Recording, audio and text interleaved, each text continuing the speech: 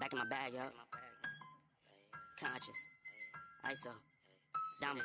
Back in my bag and I gotta brag, I do this shit for real. When we was down and we had nothing, we had to share a meal. We put the shit in overdrive with no steering wheel. Shorty throw that thing back in a pair of heels. Yeah, she be riding on that thing like a Ferris wheel. Yeah, I love them dark skin, brown skin, caramel. You know I had to bring it to the hood like she Karen Civil when she keep on turning head. Cause when she walk that thing jiggle, jiggle. And we going back to back on them like we Huey and we Riley. This that back in my back, low, we back again so highly. This that back in my back, low, we back to change the climate. This that back in my back, low, we bring the force like Tommy. Back in my back flow. Back in my, yeah, back in my bag, yeah. I'm back in my, yeah, I'm back in my bag, yeah. I'm back in my, this my, back in my bag flow. Back again, yeah, we keep on stacking it, what's happening? Everything in Gucci got me feeling like I'm dapper then. Life has been a movie, yeah, so shout out to the cameraman. Pull up to the scene, it's going down like an avalanche. Steady going up like a travel plan. Homer Simpson face, lucky power plant. Yeah, I'm off that dope, like I'm back again to Vizzy at the Millies. Out on Club Hearst, give the word if it's a cinch, Lord forgive me. Still having motion, dog, so why would I slow it? Make it rain on them, bust a band, then you throw it. We was steady having it, even at our lowest. High speed road runner, keep my motor going. Hey, hey, people feel away, but they don't show it. Gotta watch the people that's around you, that you grow it. They be coming around you with some plans to steal your moment. Soon as I bust a nut, she be like, baby, where you going? Never slowing down, it's enough to go around. Yeah, you probably knew it's then, but really you don't know it's now. Niggas let it show and tell, but all my niggas know me well. It was either chase a dream or go to jail, but none of us ain't going back to back on them like we Huey and we Riley. This that back in my back, low, we back again so highly. This that back in my back, low, we back to change the climate. This that back in my back, low, we bring the force like Tommy. Back in my back flow. Back in my, yeah, back in my bag, yeah. I'm back in my, yeah, I'm back in my bag, yeah. I'm back in my, this my, back in my bag flow, Yeah, not for real. Double I. Do or die, you already know. Don't try. This at home, cause none of y'all really fucking with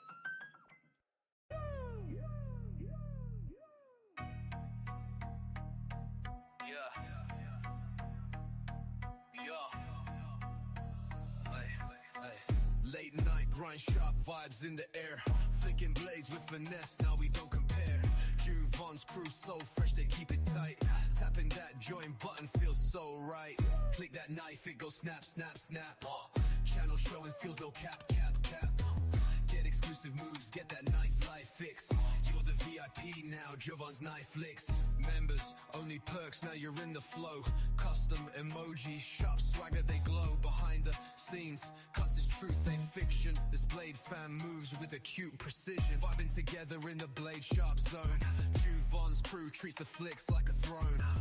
Every flip, every click, you're part of the ride. There's no stopping this edge, nothing to hide. Click that knife, it goes snap, snap, snap. Channel showing skills, no cap, cap, cap. Get exclusive moves, get that knife life fix. You're the VIP now, Juvon's knife flicks. Flick it fast, flick it slow, it's all in control. Being a member makes the flick game whole. Support that sharp love, it's the life that we pick. Stay slicing, stay dicing on Juvon's knife flicks. Click that knife, it goes snap, snap, snap. Channel showing skills, no cap, cap, cap.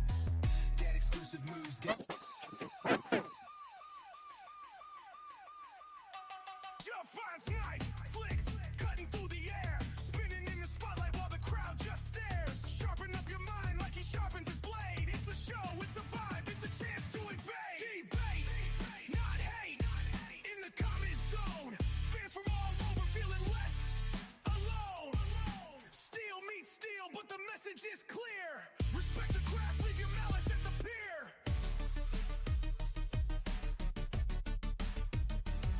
He flips some so smooth with a flick and a twist. Every move he makes is impossible to miss. Grip tight, stance right, steady as can be. The blade dance is wild, but it's full mastery. Debate, not hate, in the comment zone. Fans from all over feeling less alone. Steel meets steel, but the message is clear. Respect the craft, leave your malice at the pier. It's not about the weapon, it's about the art. Skill in the hands and the rhythm in the heart. Leave your drama behind, this isn't a fight. Juvon's knife flick shining so bright. Click that vid, watch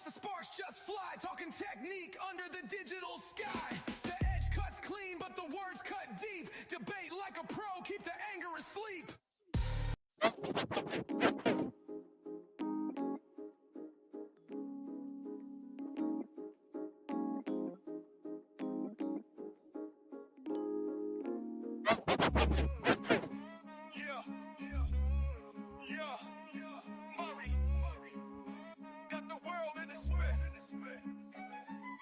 Blades in my hand, got the world in a spin. Javon's knife flicks, let the show begin. Every move sharp like the edge I hold. Stories untold, sharper than gold. Flick life, twist life, every frame tight. Knives on the screen, cutting through the night. Subscribers piling up like stacks on stacks. Javon's in the zone, ain't no turning back. Clicks and views, yeah, they fly like sparks. Knives in the dark, carving out my mark. From ballad songs, flipping to the sickest tricks. Javon's knife flicks, where legends are lit. Every video's fresh like a polished blade. Precision and grind, that's how dreams get paid. Cutting through limits, breaking the streak. Javon on the rise, every fan's heartbeat. From tutorials fire to unboxings insane. Content so slick, you won't leave the lane. Blood, sweat, grip, stealing every flick. And Javon's world sharp is the only pick. Flick life, twist life, every frame tight. Knives on the screen, cutting through the night. Subscribers piling up like stacks on stacks. Javon's in the zone, ain't no turning back.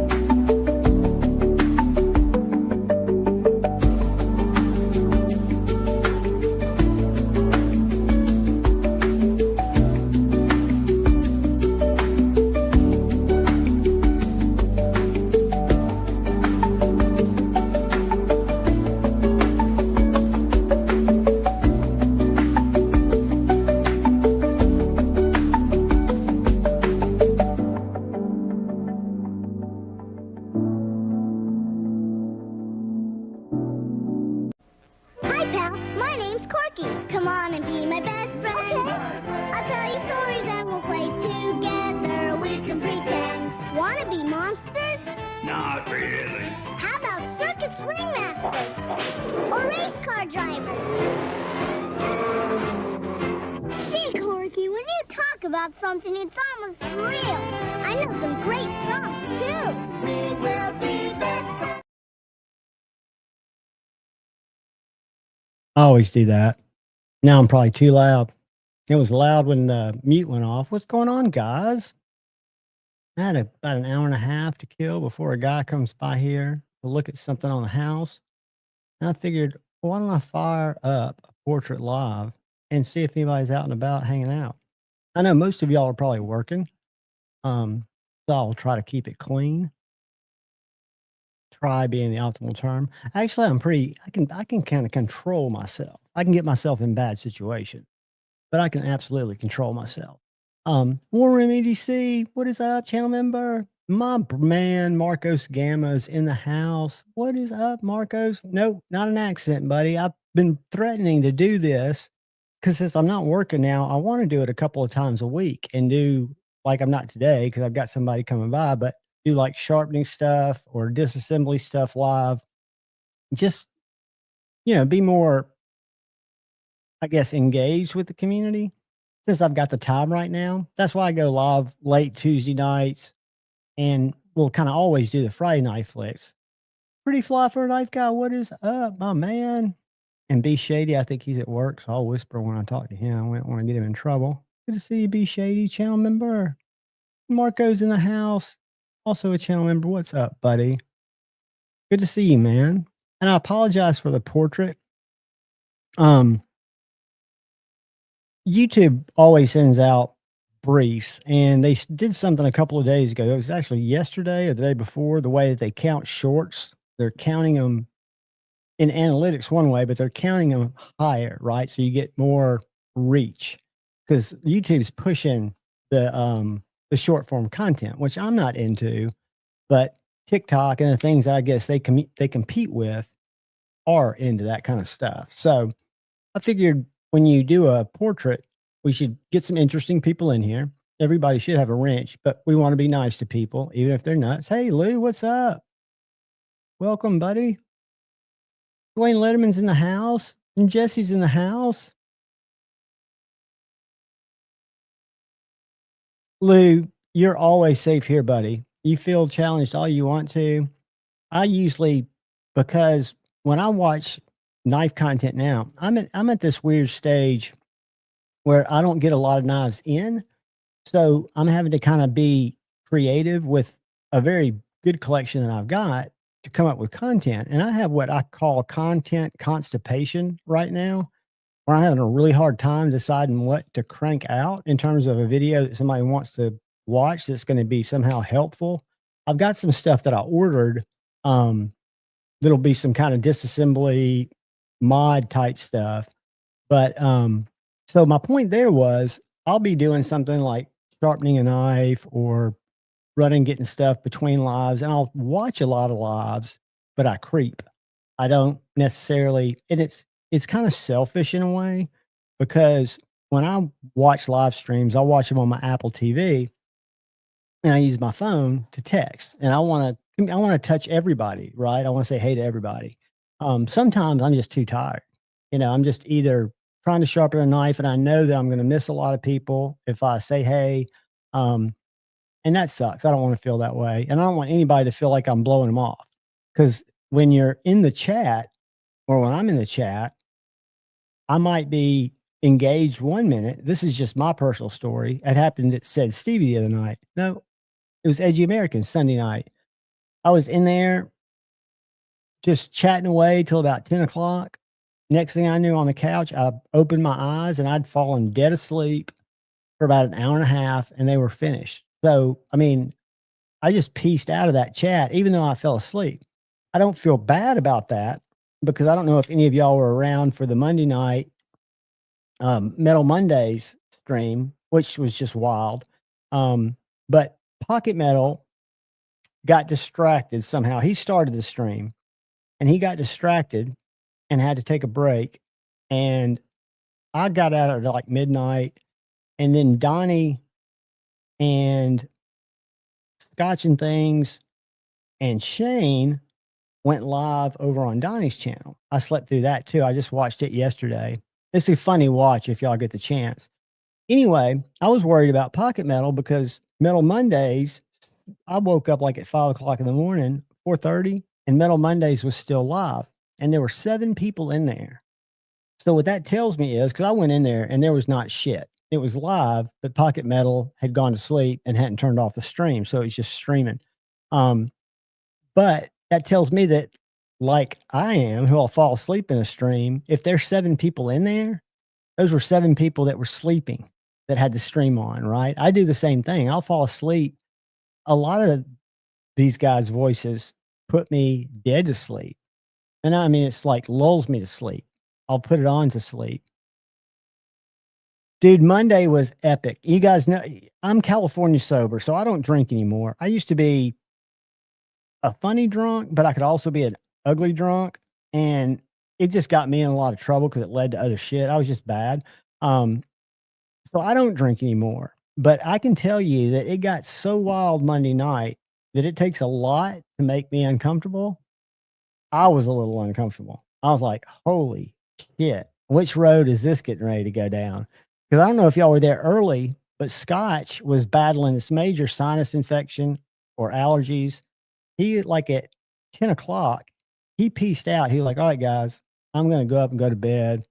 And Donnie ribbed him, said something just like, oh man, what a pussy. He goes, all right, I'll do one more drink. And they were live till I want to say 3 o'clock in the morning. Because I watched their live. It was called, I'll pull it up and I'll show it to y'all and I'll share the link. It was called something. Edgy set it up, which is funny because he never went live. And then I guess Donnie set it up and they went live. And I watched it yesterday afternoon, thoroughly enjoyed it. Was amazed that Scotch had kind of come down to a normal, because he was kind of going on a tirade there for a second. And he was, when I watched it yesterday, he was cool, calm, collected, making very good points. I mean, it was just, it's good stuff. That's the kind of lives that I like, that kind of go off the rails. And I know that they can be, because I get messaged about it from certain people. I mean, I know some people just hate it, and I get it. It's not really good content. But here it is. I'm gonna put the link in here. Must see TV is, and the funny thing is about this is they had been backstage. If y'all have ever been in StreamYard, it looks just like you're live streaming. The only difference is you never pushed go live. So they're sitting there talking backstage, thinking that they're doing all their stuff right, and they're not live. So they were backstage for like 15 minutes. I'm going to share this link so that if y'all get a chance, and what it is it basically picks up where Pocket Metal left off. So if you, We're live. We've been talking.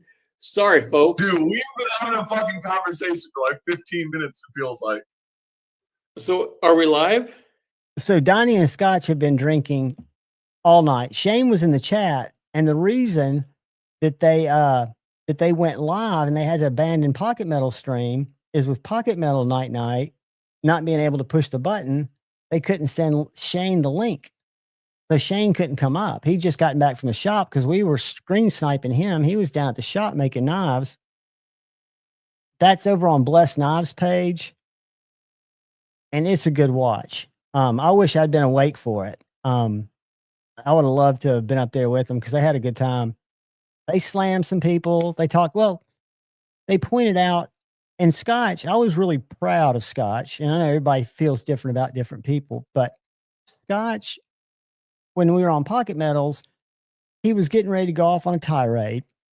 But when he went off on his tirade, when he finally did over on Donnie's channel, he said, and I'm just going to preface this, this is a problem that I have. This is not a problem these creators have that I've got a problem with the way they do their thing. It's a me thing. It's the way that I've always carried myself. So I can't say that. I thought it was kind of a good way to, before you stick your finger in somebody's eye, say it's not you, it's me. But I think Scotch was genuinely meaning it. It's funny. Train wreck streams can be the best, but dude, they can be. I've done. I don't know when I started counting Friday Night Flicks, but I've done a lot of streams, and some of them have gone off the rails. Some of them I've been inundated with DMs where I felt like, because I feel like if it happens on my channel, I'm responsible for it. End of story, right? I put the parental advisory lyric up there on most of my streams, but I don't really need to because I'm trying to tone that down. Because I know that if you got family around, there's no need to just throw F-bombs or whatever. We all like to cuss. I'm a potty mouth. I've always have been a potty mouth.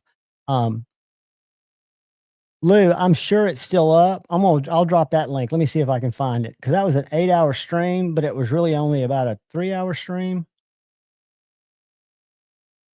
And the funniest part, I tried to find it last night on my stream, was when Pocket Metal, all of a sudden his camera turns on and he comes back into the stream, kind of smiling, kind of just juking and weaving there. And then he goes back off screen and we never see him again. Now, I did find out and we communicated he is alive. He's fine. Yeah, this is the stream right here. I want y'all to look at something. Just the time on this. I did a 10-hour stream where actually a couple of them, where Ed Harrison would jump on with me late night and we would just shoot the shit. Well, when I woke up and saw this, it was at about 6 hours, right? So this is a 9-hour.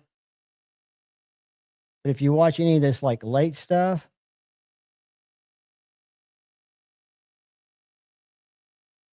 I guess it just goes black. Yeah, so that's what the stream was when I got on it. And it rolls like that forever. But there was some gold in here right before it got ugly, right before here we go.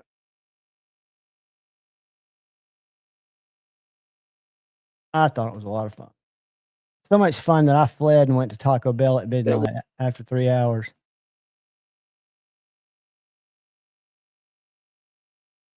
I want to get Pocket Metal on there. because he popped in.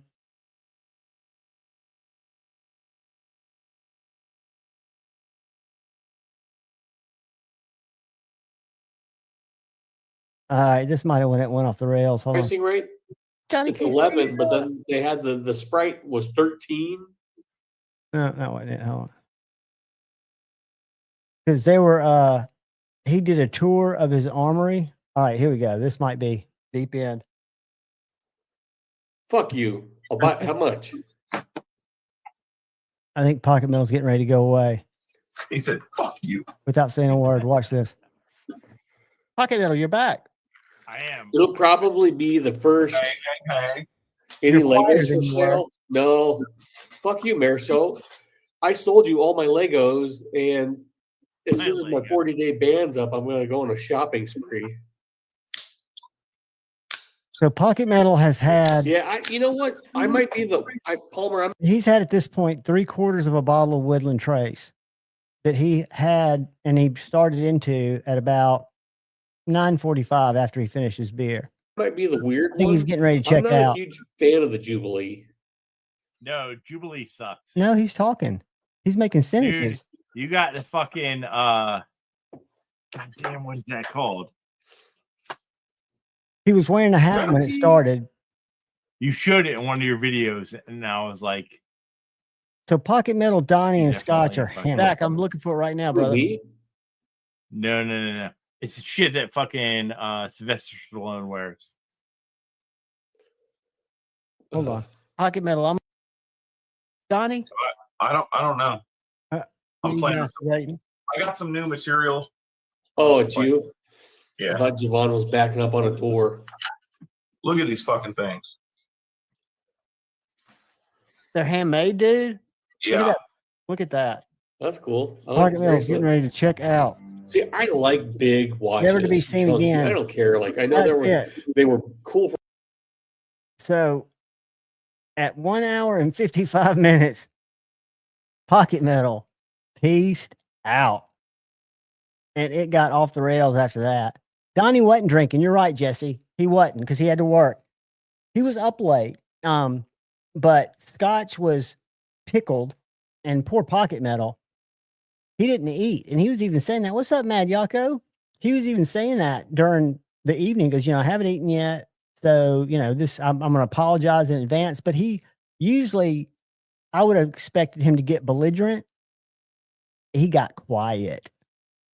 He got just like a fucking mouse. Y'all have seen a Pocket Metal stream. Y'all know. Watch this.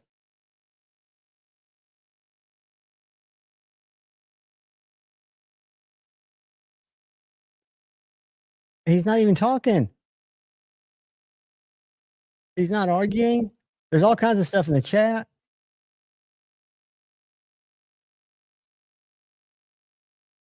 That was the kindest, gentlest Pocket Metal I've ever seen. And I used to drink brown liquor. I was not a kind and gentle brown liquor guy. Not at all. Not at all. I alienated a lot of people, broke a lot of shit, including bones, on brown liquor. So it was an interesting night. And then, like I said, I had to watch to see if the rant continued. Because were y'all here when we were talking about, did anybody put a 1 in the chat if y'all saw Duty's April Fool's video from yesterday? Duty's Daggers. He won the internet. He broke the internet. It's the second satire video he's done. It's just hilarious. Did y'all see that?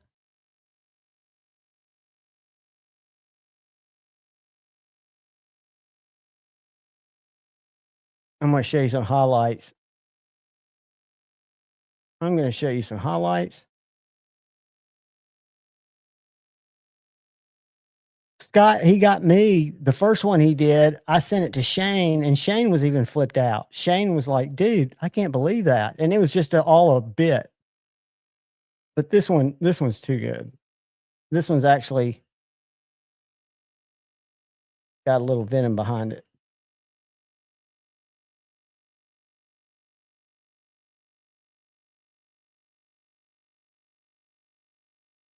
We're probably gonna get an ad.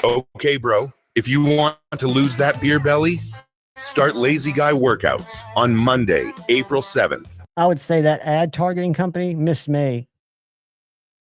All right. What's happening, guys? Welcome back to Duty's Daggers, and I have a huge announcement. I'm so excited to share with you guys. It's time. It's time that I do this thing. It's sort of a rite of passage for any large knife influencer. Keep in mind, when he says knife influencer, he hates that term. A lot of us hate that term. He's doing it all in fun, and his facial expressions carry it. I mean, because through this whole thing, I don't think he cracks a smile. To design their own knife, and kind of once you do that, you're kind of welcomed into the highest tier of knife tuber.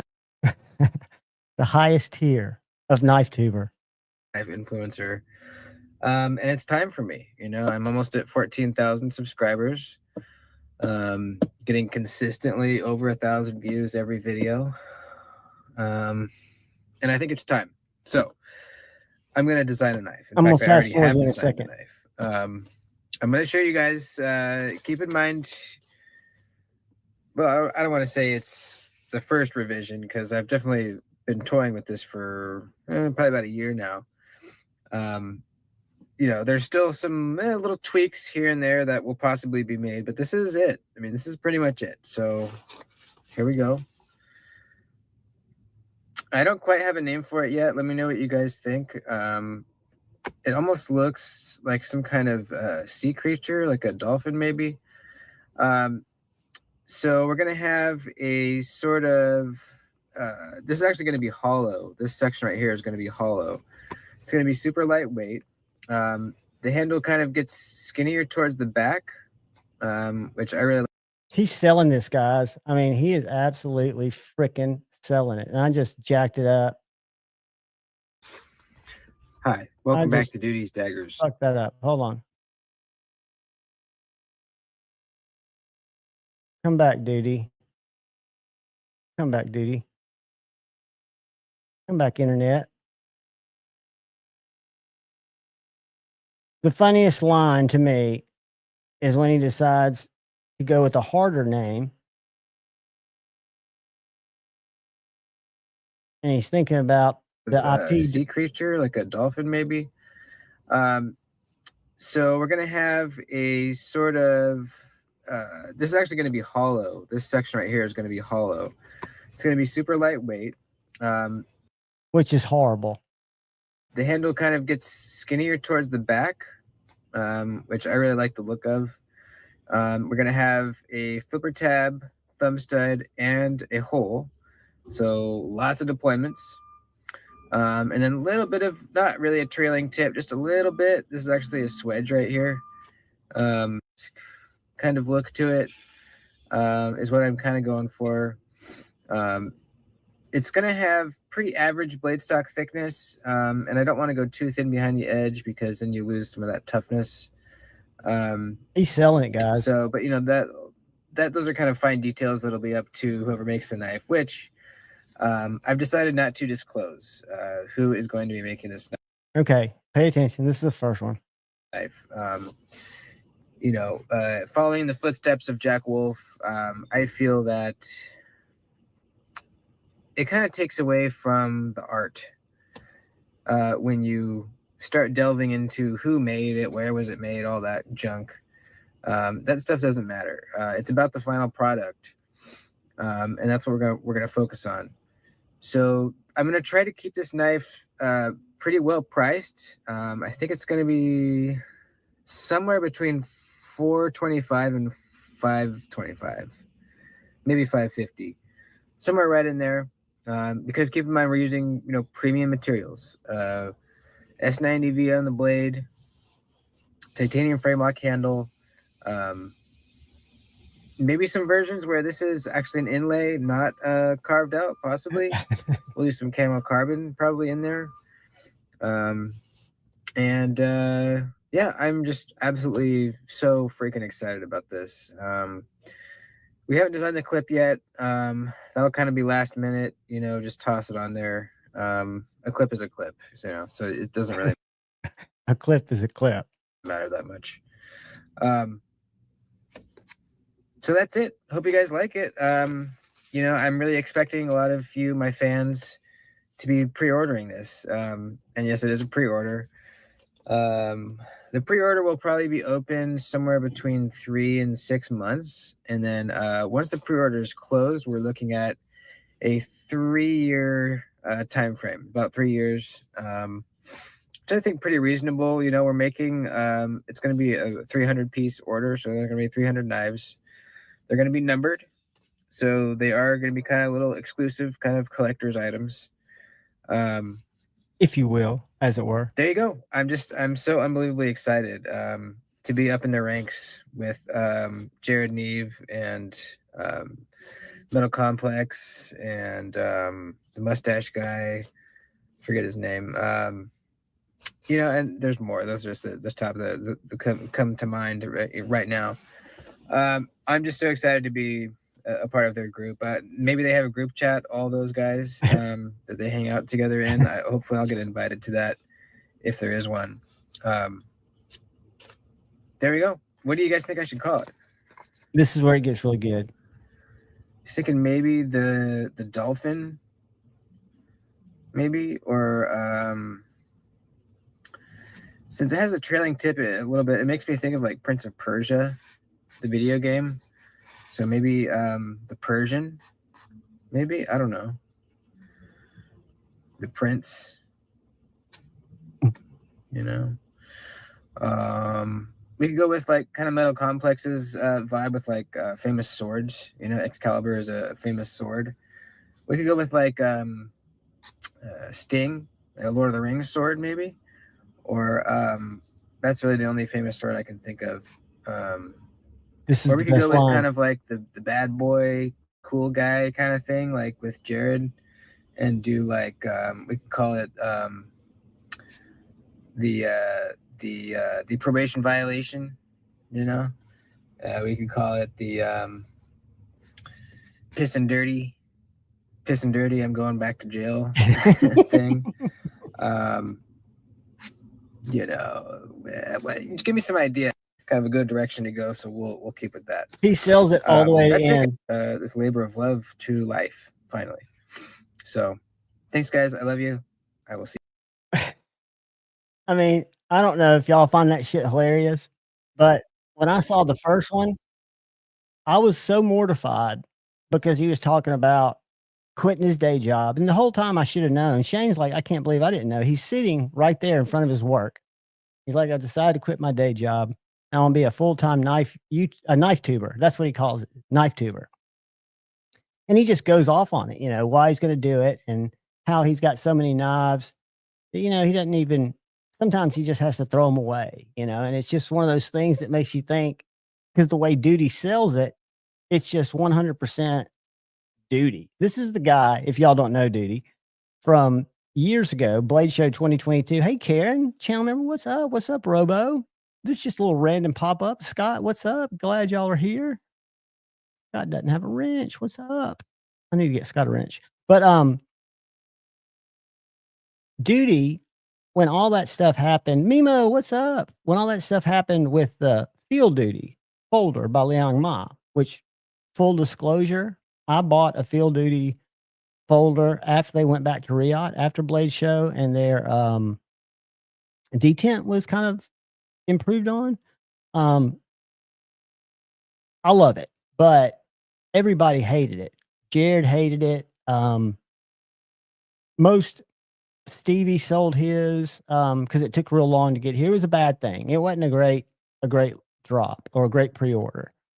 So Duty, and this is before I ever really knew Duty, is when I think the first live stream I went to, he tattooed on his arm a Field Duty. It looks like the Field Duty. Looks like this knife, the blade, and he did it freehand on a live stream. But the body is a very discernible turd. So it's like a turd body with that blade. And this is a great knife. This is one of my favorites. It's got great detent. You can't really see it on this little ass screen. But when they came out, they were kind of I don't know what happened. I think Jared pre-ordered his, and I think a lot of people that pre-ordered them that waited were just kind of ill. Hey, brand new American, work away, brother. Hopefully you can listen to us. The Field Duty. The Field Duty was awesome. And I've always liked him. I've never met him in person, but his humor to me is just spot on. Because you don't know if he's the kind of guy that I think if I met him, it could be very awkward because you wouldn't know if he was fucking with you or if he was just doing a bit. Because he can pull them off so well. Like I said, I got caught by the first one. The second one, I didn't. I could tell when he showed the knife and said it was hollowed out that it was a bit, but not because of his facial expressions. I thought it was hilarious. Some good stuff. So I'm assuming most of you guys are working today. A lot of weak detents and QC issues on that run. Plus weight. Yeah, there was a lot of problems, and I'll tell you what happened with my buddy A to Z's, and I forget which variation because it only happened in one variation, or it was two variations. They mixed up the little metal certificate of authenticities. They had the wrong ones in the wrong box. So the numbers didn't match and the description didn't match. They had to switch all those out. That was a nightmare because I can understand. I wouldn't want a certificate of authenticity that didn't go with the knife, even though it's a minor thing. If you ever flip the knife, somebody's going to want the certificate of authenticity and they're going to want the right one. Stevie did have an issue, Mimo, and he documented it, did a video as he should have. I've got a unique story and kind of, I guess, I'm maybe a little more forgiving on stuff than like that because I'm not as. I know the ones like my buddy A to Z had was way too loose. I would not have been happy with that. Like I wasn't happy with the Growler V1, but my favorite knife of all the knives that I have, not my most expensive knife, but my favorite knife is the Field Duty EDC, which is a little frame lock. I got the inexpensivest one, the G10 monoblock. So it's one piece of G10. But this detent is on another level. And the blade shape. So when the Field Duty came out, I bought this knife probably 3 years ago. They don't make it anymore. I've told him hopefully he'll bring it back. The greatest knife ever. And then I picked this up. It's smaller than I thought it would be, but it is the same variation. It's black G10 and titanium. They're both L-Max, but this is the cuff, the kitchen utility folder, and its detent is not nearly as snappy. Same build, quality, same type of, but it's a great little knife. Small knife. They just made this at Texas. I think he dropped this in a 3.5, which is a little bit bigger than this. But then, so when I saw Blade Show 2023, I bumped into Leon at his table. I've always been very cordial with him. We've always been very friendly. He's been on Friday Night Flicks before. Hold on a sec. Hold on 1 second.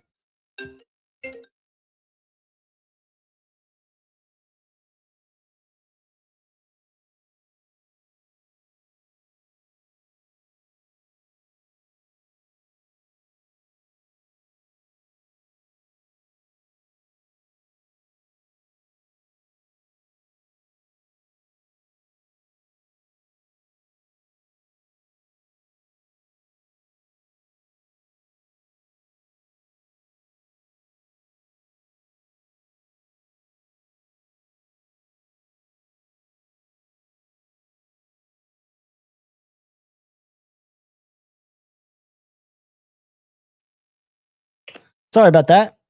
That was mom. When mom calls, you always wonder, Pops is doing good, me mom. He's as confused as ever. I had a good project last week. Yes. Yes. And then Leon, after Leon made a bad video. I don't agree with that was a kind of a bad situation altogether. But he wanted the knives right. That's why he offered to either buy them back or send them and get. Nobody wanted their knives gone for another 3 months, and I can understand that. But I went and to Blade Show 2023, walked by his table, and he had some out. And I'd handled my buddy's A to Z that had a real weak detent, but these were better. These were good. And I picked one up because I've been a Liang Ma fan. Against like the guy, A to Z was with me at Blade Show. He was like, dude, I can't believe you're doing that. I was like, well, I mean, I like the knife. I'm a huge fan. It feels good. I mean, he even agreed it feels good. But Pops, we had a storm the other day, and I was up there, and who was it that told me? It wasn't Dad. It was me. I pulled in the driveway and I looked up. He lives in this neighborhood up on a cul-de-sac, and these big houses that are probably only 20, 30 feet, 15 feet apart. And it got really big trees. And one of these big trees had blown over in these tornadic winds we had last week, but it was stuck against the tree right next to it. But if it shook loose, it was going to fall into the neighbor's house, hit the second story. It was going to be a mess. So I had to run a guy down last Tuesday who was lucky I ran him down, and he was able to cut it down Wednesday before we had weather again. But I had to deal with that bullshit. Now I'm having to deal with the cable. It's like the weird thing about it with my dad is we had a shitty relationship. Like I'm sure a lot of y'all have, just a shitty relationship.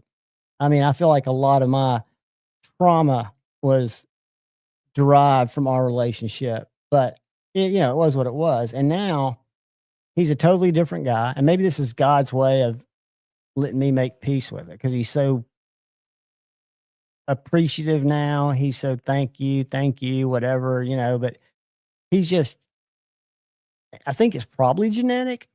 But yeah, he doesn't know what day it is. He functions. We haven't had to, I mean, he lives independently. We have a lady that comes, spends about 3 hours with him every day. And then I check on him in the evening. During the day, sometimes I'll have to take him to the store. But yeah, I think there's a lot to be said for being kind of taken out in a, doesn't have to be heroic. You don't have to be saving babies, but doing something you love. I remember thinking how sad it was. I lost my granddad. My first granddad I never knew. He died before I was born, but my second one was cutting his grass in Cocoa Beach, Florida, and had a heart attack, hit the grass, and he was dead. And at the time it was terrible. But thinking about it at my age, it's the way to go. I mean, I don't want to be, granted, for my dad, they say dementia is one way that nature cushions old age. Because for the person with dementia, my dad doesn't have paranoid, scary stuff. He's just oblivious. Everything's great, right? Oh, I definitely will, Lou. I mean, definitely. It's yeah, Joe, it's tough, dude. And and I've got my mom alive. I'm blessed that she's still alive. They both live within like 1 mile of me, so I'm close to them. That's kind of why I'm still in Huntsville. But I see her getting older, and it's just, I think there's a lot to be said for.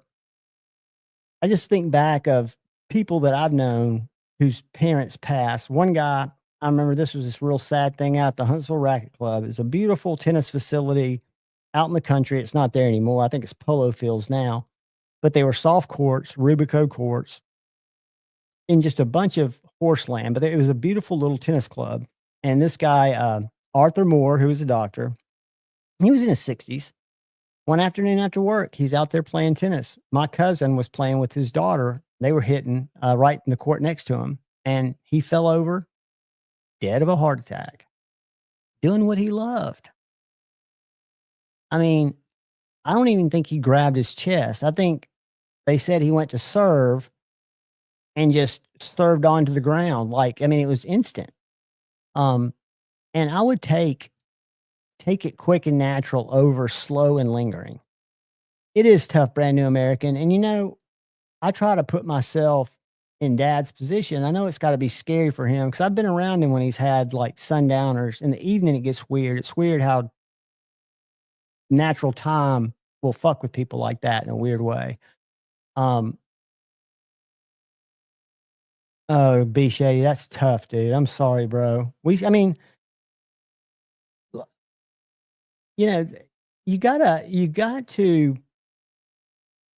and this is coming from somebody who's always been the eternal optimist, always positive. I've lived a great life. I've had 9 lives 10 times over. But there is a natural honor, I think, of not having your life, and this is my view, and I'm not trying to get viewy here, but it's just I don't want modern medicine to keep me alive forever so that I can be a burden on my daughter. If, I don't think many of us 100 years ago, what was the average age of people dying in their 30s? That's why cowboys didn't get cancer. They didn't live long enough. I think if any of us live long enough, that's going to get us. My grandmother was 93 years old and got this stuff called Merkel cell carcinoma. It's only been diagnosed in people. I think the youngest person to be diagnosed with it was 83. It's an old age fucking cancer. It starts in your neck. They took it out once and then it's just a death sentence, and I don't know if it's the medicine or the cancer, but I don't want to go that way. Yeah, I've got a daughter. She's 24. She's awesome. She's worth my ex-wife in a huge way. I mean, because she came out of that and I love her to death, but I don't want to be a burden to her. I don't want her to mourn if something were to happen to me, as I know she will, like I will when something happens to my dad or my mom, but I don't want her to have to check on me to make sure I took my medicine in the evening. I don't think of it as a burden. It is absolutely, Lou. I agree with you. I'm just talking real, because it does put it changes a lot because before COVID, my dad, what had happened with him, we didn't know because he's a retired attorney. He's very smart. And he can lie his way out of his deficiency. He did it for years. His doctor and his stockbroker were the ones that brought it to our attention. His stockbroker refused to trade with him because he would try to cash his retirement checks up there, which was just totally bizarre to the guy that worked there. That was his broker for 30 years. But he just quit taking his medicine around 2019. He's got a bad heart. I guess he's been in heart failure forever. He's a little guy. He's not a big guy, but he's just got a bad heart. And he quit taking all of his medicine, went into heart failure, and ended up in the hospital December 26th. I think it was 2019. So he was in the hospital for like 4 days while they tried to keep him alive, which they did, get his heart stabilized, get all the fluid out and all that shit. And then we had to deal with the, what are we going to do with dad? Because dad's clearly not functioning like he should. He'd been able to cover it up, even though we had all the signs that things were wrong. We've been told by people, but when you go up and talk to him, he could kind of fake his way through it.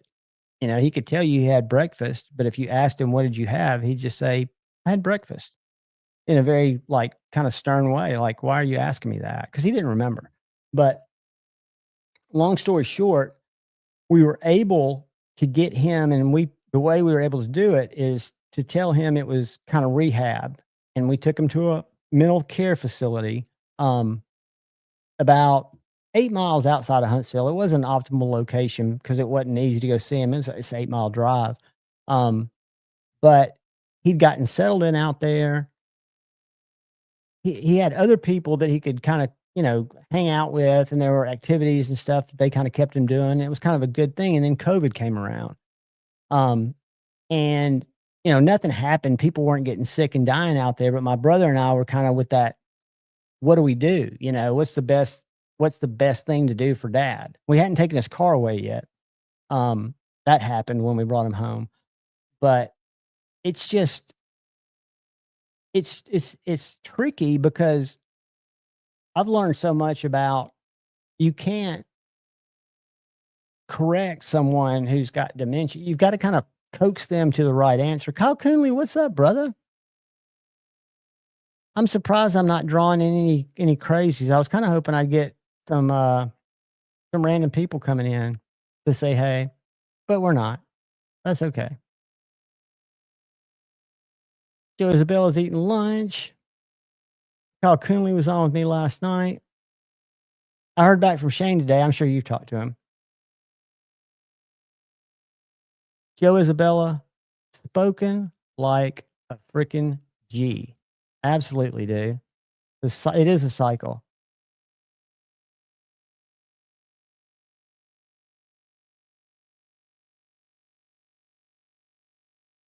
Ich spreche keine Deutsch.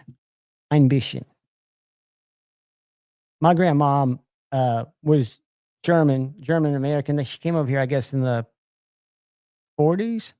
But she spoke kind of a broken English, where I could understand her, I guess, because I've been around her. But a lot of her, hey, Gareth, but a lot of people couldn't. Chris229, what's up, buddy? Just a jumping random hang out, see what's going on for Wednesday.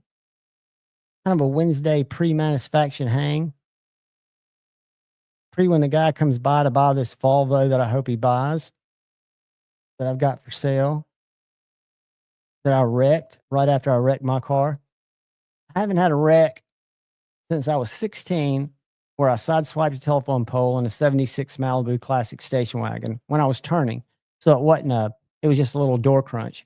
To being at the time 46 and having 2 wrecks within a week.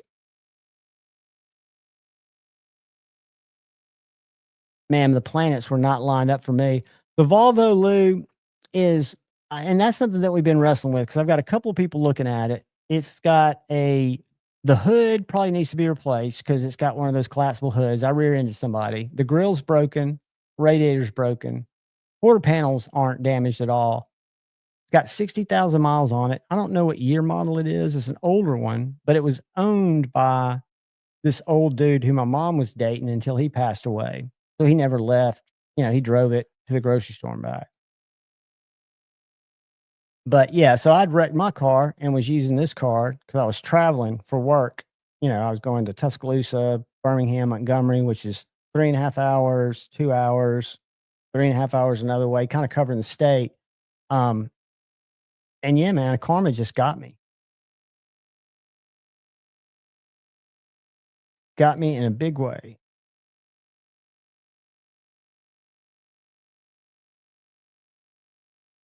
It's one of the boxy ones. It's not from the I'm trying to think. It's from the 2000s, I think. So I don't look at I guess I think it's not one of the old A box square ones, but I think all Volvos are boxy, dude, except for the new utility vehicles. To me, they all, even when they got them, like this one's kind of got those curves, but it still to me looks like a square. It's a very reliable, safe car. I'd love for my daughter to drive one. I hated it. I hated the way it drove. It's heavy. It's a big 4-door car, and I drive a big 4-door, which is 3.5 doors now, but 4-door Ford utility vehicle.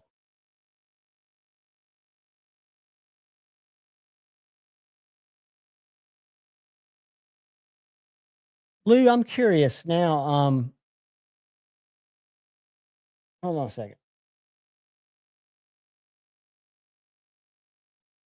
Now chill for 1 second.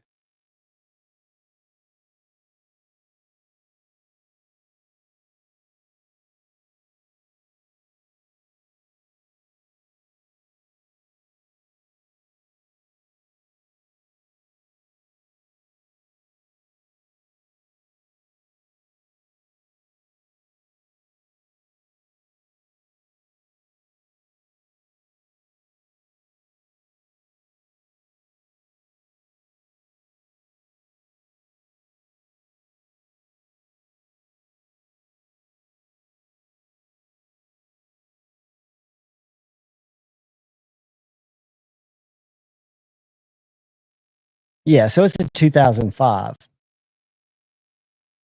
Nannerpuss, nannerpuss, nannerpuss, nannerpuss.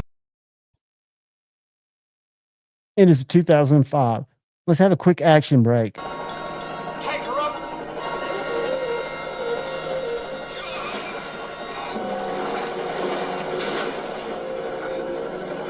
Holy sardine!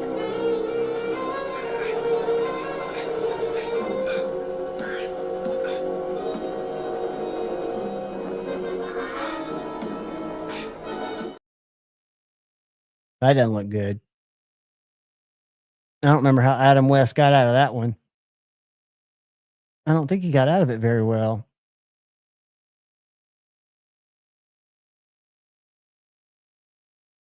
You're exactly right, Kyle.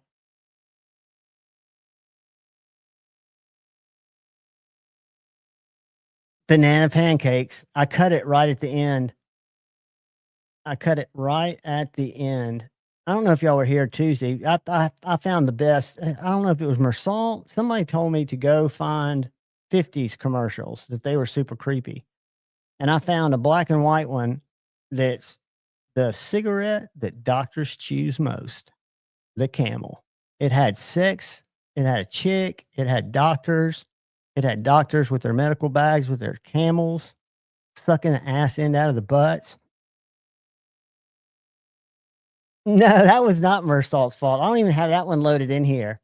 I don't have the one that the 50s. I mean, if you guys want to go down a YouTube rabbit hole, find when you were a kid, like for me, it was the 70s, 80s, 60s where I remember some of those toys, and just go to YouTube and pull 60s weird commercials.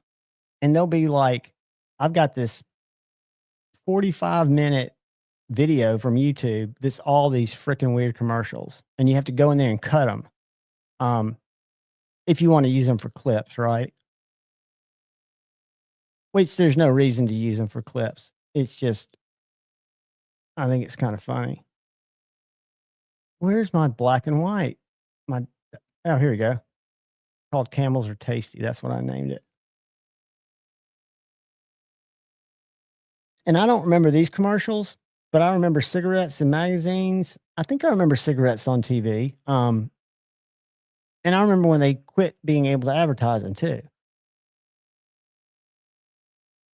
And for those of you who are wondering, I watched a video the other day, and you can order mushroom gummy bears off Amazon if you're interested. We'll look at those here in just a second.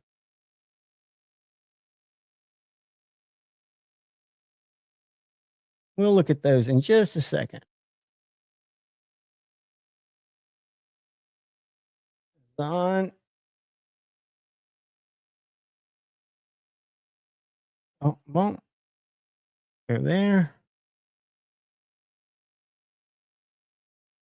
I'm so transparent. I'm going to share, and y'all can look at the weird shit that comes into my Amazon feed because of the weird shit I look at.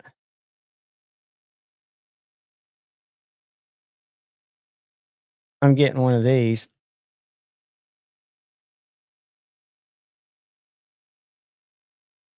Paul Mills inspired me. Paul Mills has a chain that's a little bit smaller than that he keeps one of the neck knives on.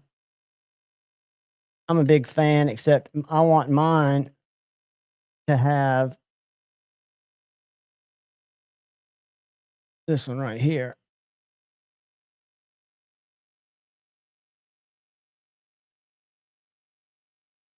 That's the one I want.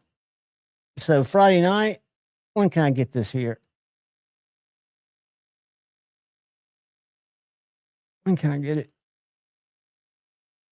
Oh wow, April 15th. See, I'm an immediate gratification guy. If I can't get it in a couple of days from Amazon, I'm not in. But anyway, let's go magic mushroom gummies. And it's the comments. And I watched a video of a guy who is called The Goblin. I recommend his channel.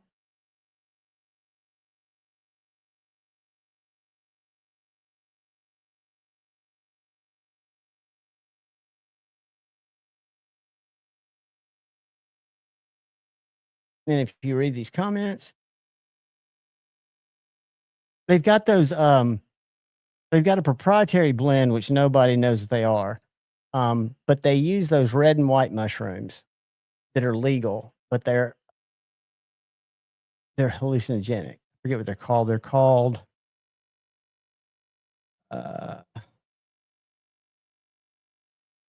back here. The ones I ordered, I think are, let's just see when mine are coming in. Here's my orders.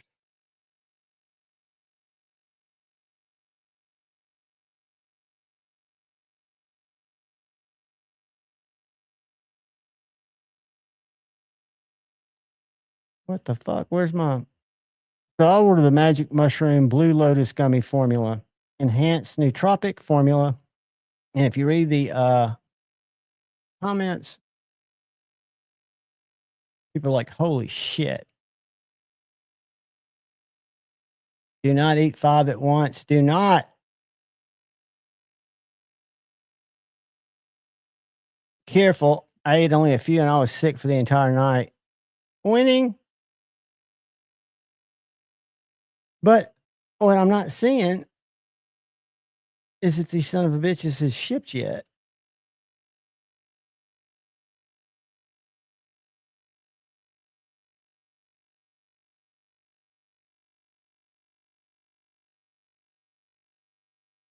Arriving April 3rd or April 4th.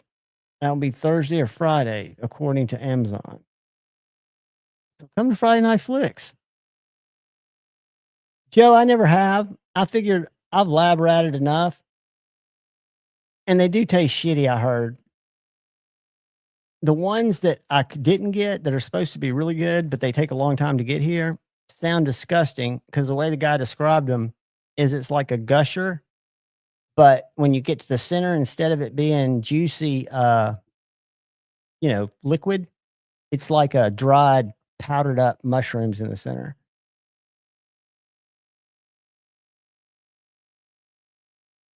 Look up the sugar-free gummy bears. Are those the diarrhea ones?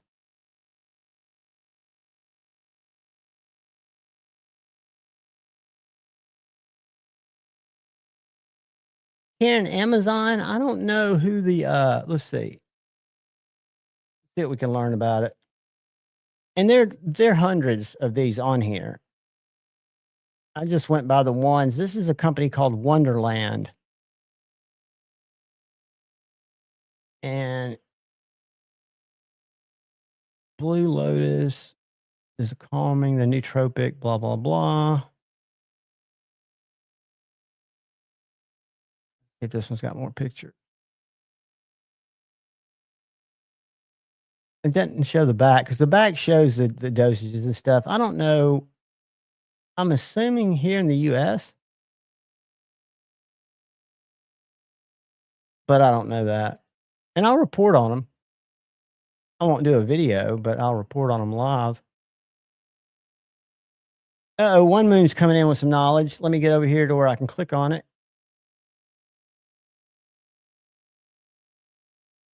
Moon.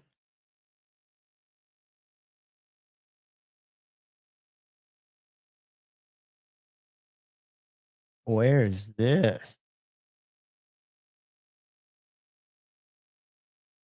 That's it.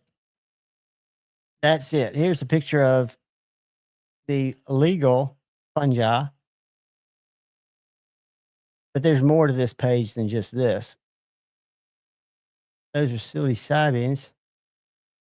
But this is I'm thinking it's a Native American church. I met a guy, this is in Arkansas or Alaska, is AK Alaska. There's a church outside of Tuscaloosa where an Indian reservation is. And my daughter and I went and saw Dave Matthews and Tim Reynolds down in Tuscaloosa at the amphitheater. And we met this guy, this group of people. This is when I was fully sober. I wasn't California sober. I was fully sober. But this Indian guy he had a bunch of mushrooms and he had what looked like a driver's license, but it was a religious card that listed on the back what he was able to possess because they use it as part of their religion and part of their culture. Always have. But this one right here, I think can be problematic if you eat too much of it because it can be poisonous. These aren't. These are wonderful. I've never had these.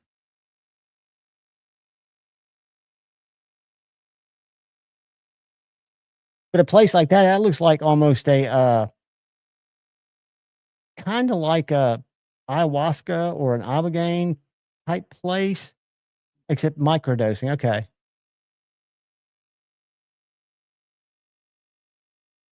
Guys, there's a lot that I'm not saying that they're for everybody by any means at all, but I know a guy here who makes he's a NASA scientist, but he makes the way I met him is through Etsy. He makes crowbars, pry bars, and he makes fidgets. He mills stuff out. And when I ordered it from him, instead of him shipping it to me, I just went by his house to pick it up when it was ready. And when I went in there, he has this CNC machine that does all this high-end engraving stuff that he wasn't doing for his work. He had another little mill that he was doing that with, but his job, he had been working at NASA in Huntsville, but he was self-employed working for a company in China, and that was their CNC machine. So what he did all day, well, literally all night, because he was training people in other parts of the world, was training them. He had cameras set up and he would train them on this system, how to use it. And I got to know the guy. Guy's a nice guy. I forget the name of his company. I'll pull it up here in a second on Instagram. But he is mid 30s and microdoses LSD every day. And he's a freaking. We are making good decisions on the stream, dude. I believe. I don't know if YouTube believes it in terms of service, but I do believe that those natural Indian, Mayan, cultivated, love, the stoned ape theory, all that stuff is just part of evolution. And I'll just keep it at that. But what I was going to show y'all earlier is I did a video on this morning. This is a brand new little budget Kaiser. John Jacobson or Jordanson, I think, is the designer on this. They make it in a thumb stud like this one. And they also make it with a hole. Nitro V blade, small, aluminum handle. You can also get it in micarta and Ultim. But it's Kaiser's first top liner lock. So it's not a button lock. It is a liner lock with a button that pushes it away. Small. I wish this was a bigger knife because I love the knife. But it's a little guy, little fifth pocket guy. But if I'm not mistaken, y'all correct me. I don't think Kaiser's done a top liner lock, right?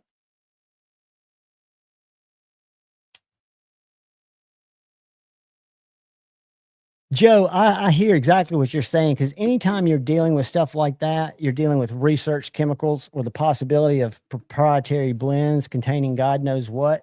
So I would definitely not go into them heavy. But I wish I need to just buy one of these. Amazon's got these too. Check this out.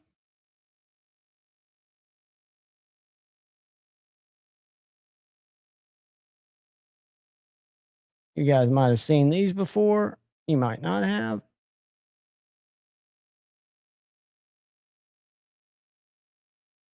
Y'all seen a mono tub? I bet brother Bam Ninja has.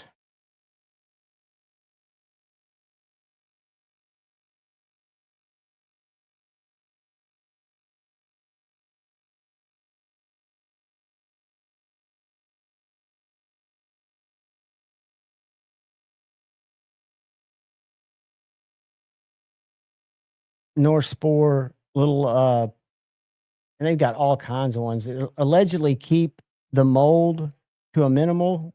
It keeps it clean, which is very important. And what's funny is you can even get the spores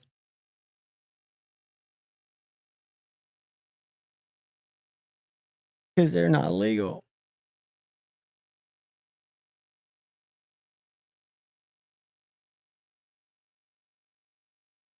So yeah, it's I think hopefully society will turn around because I know for a fact that they changed my life in a positive way when I was younger. But there's a full kit with everything you need for $99.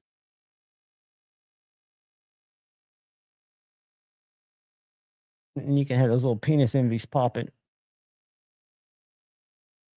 But that was a good midday talk. The large clear tote. And it looks like something you could easily build. For somebody like me, I don't really get it. One Moon, I agree. I agree. Now, one of my local buddies has a buddy who does the closet cultivation, if you would, and then grinds them and turns them into little chocolates, and they're fantastic, but they're real, right? Um, and when I was in college, we found a place because we used to just hunt them down around Tuskegee, South Alabama, because they would come out all summer long. And there were so many cow fields down there; it was insane. But we found a place that was like something out of a movie. You could have 10 pieces of gravel. You could close your eyes and you could do 3 spins, 1, 2, 3, and you could sling those 10 pieces of gravel and you would hit 9 mushrooms. And so we started going out there like every Saturday morning about 3:30 in the morning, and right as before the sun came up, we'd go out there and we'd get them before they even opened up. Um, it was a sick. I think growing them would be the way to go. I just don't know. I guess if you had some to start with, you could use those spores, or I guess you could order spores.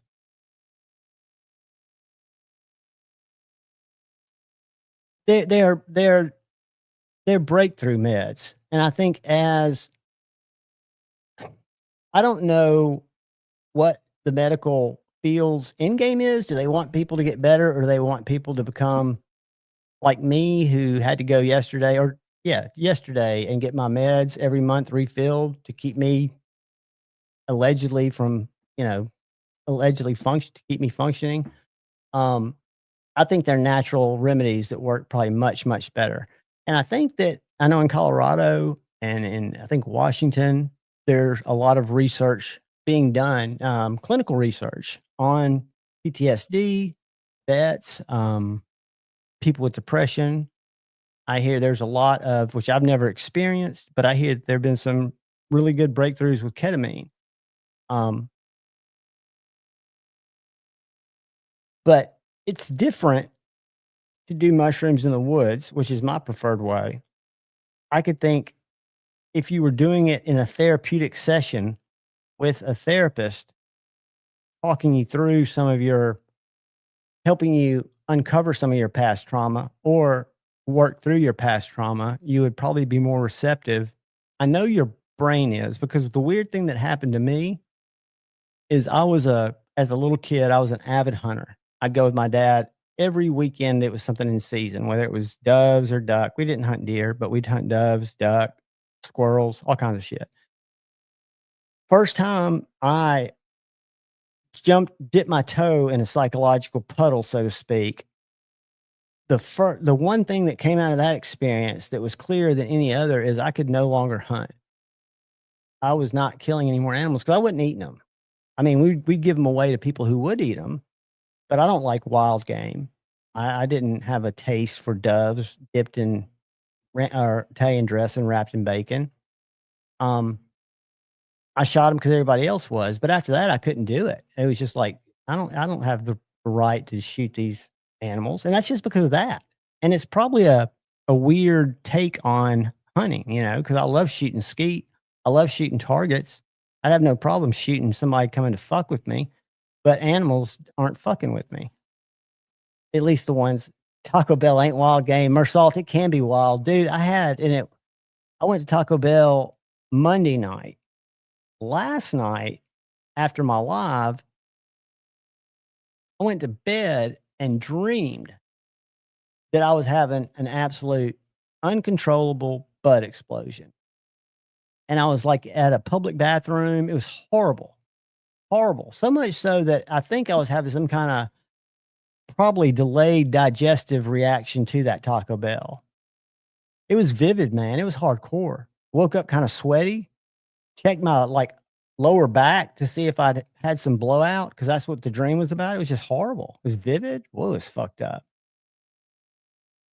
Most of the times I don't dream because I don't get in deep REM sleep. When I do, they're weird.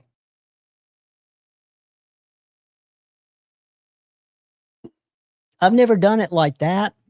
One Moon, I've heard, I don't, to me, a K-hole sounds terrifying. I mean, the craziest thing I've tried is salvia, and I don't recommend it to anybody. It was something that lasted 15 minutes. After I'd finished it and come back to Earth, I was like, no, I don't need to do that again. But what I did do is I spent about 2 months on and off researching that fucking mint cousin that comes from the Mayan region. Because I thought after 63 Grateful Dead concerts and all the crazy mixture concoctions I'd subjected myself through to something that was legal, wouldn't be a problem, right? And dude, I'll just tell you, that was the weirdest 15 minutes that seemed like a day in my life that I've ever had. And so one that, like, my buddy was watching me while I did it, making sure I didn't do something weird, and I watched him while he did it. You smoke it. It's just it's mint. It's dried mint. It's a cousin of mint. But it is weird, man. I mean, it's something that should not be embraced recreationally. And I don't know how it could be used with shamans or anything like that. Because to me, it was just not. You didn't see visuals. I had an outer body experience. Like I left my body and was in a oil painting that's over his fireplace, looking at him sitting down and looking at me laying down on the couch. I've had that memory still vivid, and this was 15 years ago, maybe 20.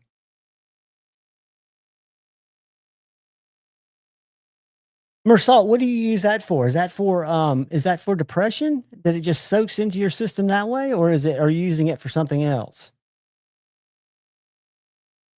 And you don't have to answer that. That's personal questions, but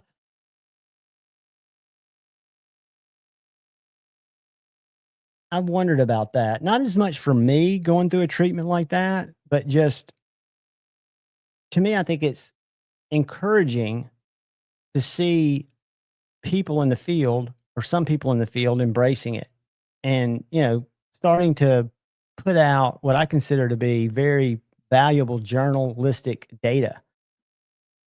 Tropical pain relief, like icy hot. I got you. Kind of like I know I used to get those CBD chews for my German Shepherd before she passed away because she had bad hips, and that seemed to help her. Those were, the vet actually recommended those. We got them at PetSmart, and they were not cheap. But they also had some cream. But anytime we put cream on her, she's not a human, so she'd chew at it.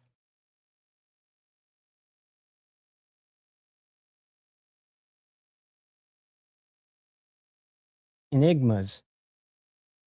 All right, I got to learn.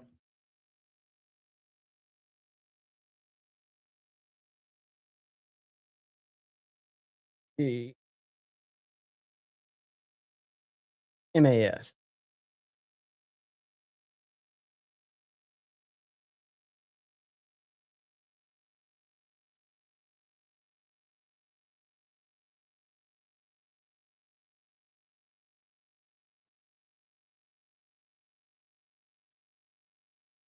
Hey, One Moon.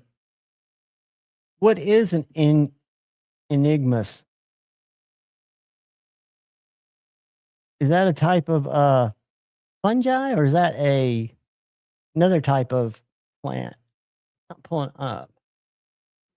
IG. Yeah. Whoops.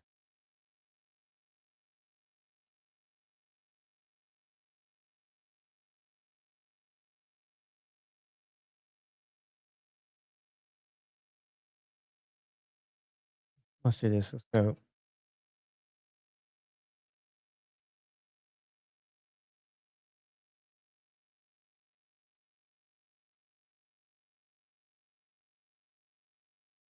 Tim Sora?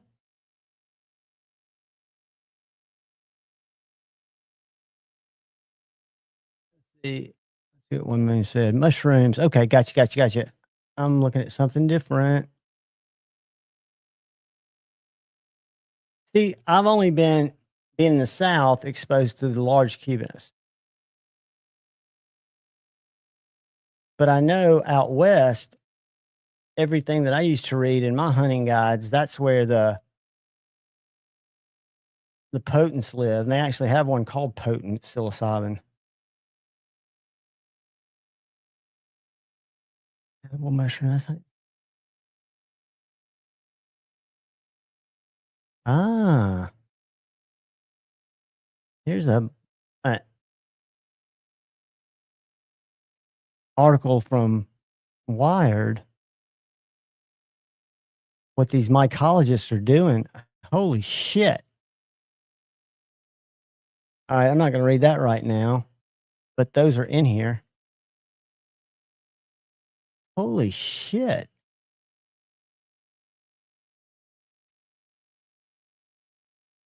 I don't know.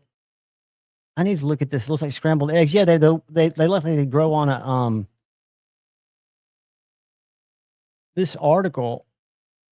It looks like they're doing strain what do you call it? Cloning.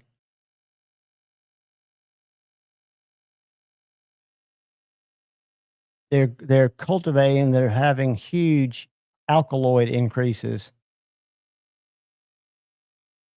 There are companies that are doing it. Pretty cool. Let's see, where was that one called?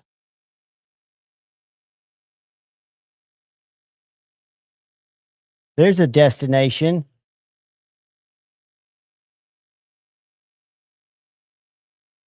Y'all can't see that, can you? That's one bad thing about these little streams. I don't think you're going to be able to see this either. But there's a link in that article. This goes on in Colorado. It's the Psychedelic Cup of Denver, November 2nd.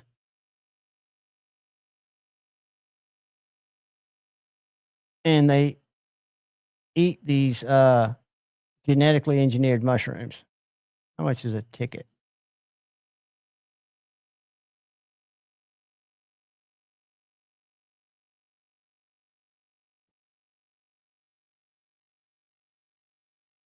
Psychedelic substances, psilocybin, tryptamine, which is what is in that mushroom, that ingamus, and then DMT and mescaline. CAP rules. Let's see what the rules are. Grower's ticket. Each ticket has an ID code. Results will be released. Testing fees. Oh. Oh, they test them.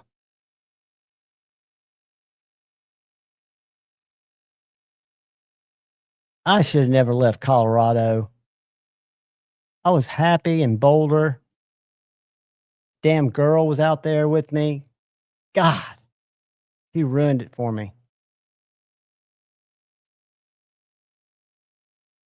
Well, I mean, I think that's so cool that they have those competitions. That I just found that one reading about these and didn't know they existed. That's great because those are people in the scientific community that have been studying that. I don't know if y'all have ever seen any, and there's a lot of footage on YouTube of like Bear Owsley and some of these other scientists during the 60s who were probably working for the CIA too, but who were extracting a lot of these chemicals, kind of leading that clandestine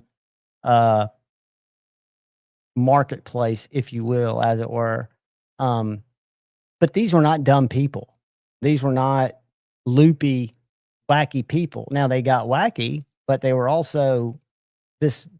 If you research Bear Owsley, not only was he the head chemist out in San Francisco who was responsible for supplying most of the LSD that was around from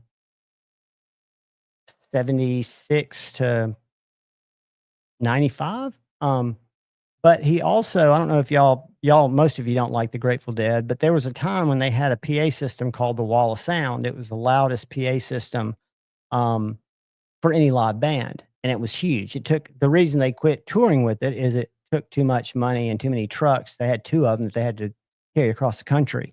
Setup times, tear down times were just unrealistic. But Bear Owsley was their sound engineer, so he drew that thing on a trip when he was tripping, and then they built it. They built the cabinets in their warehouses, Grateful Dead warehouses, to put these speaker configurations in. I'm going to show y'all a picture of the Wall of Sound.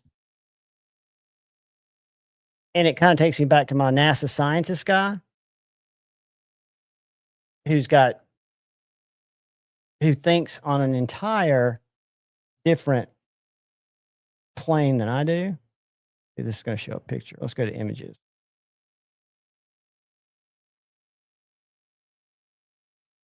Go to images. All right. See if I can share that. I don't know if y'all will be able to see it on.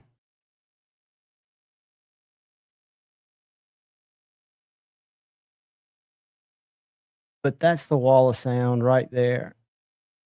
Right there. And all these are columns of speakers.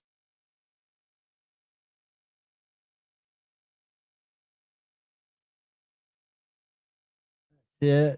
I mean, it was just it was a wacky, here's the blueprints to it. It was a wacky sonic experiment, right? But the guy who did it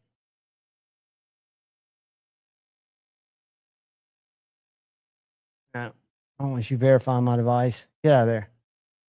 Back up.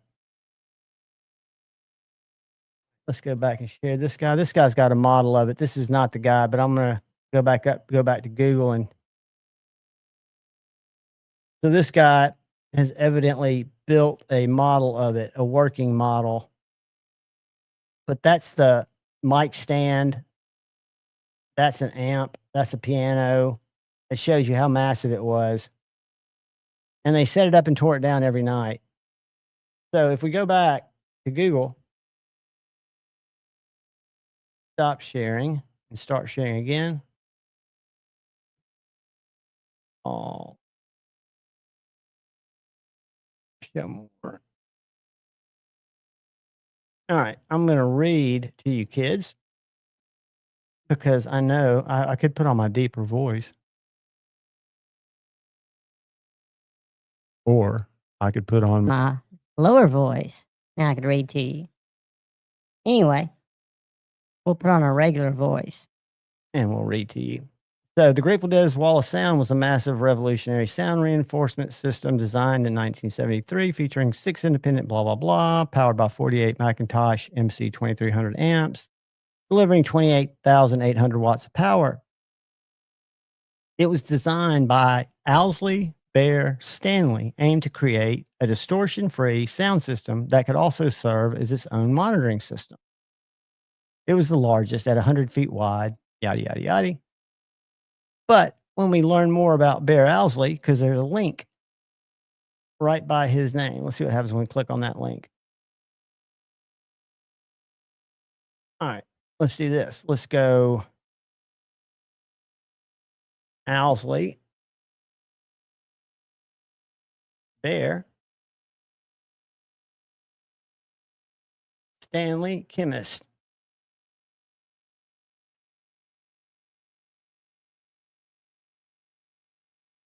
Let's just get broad and just type acid.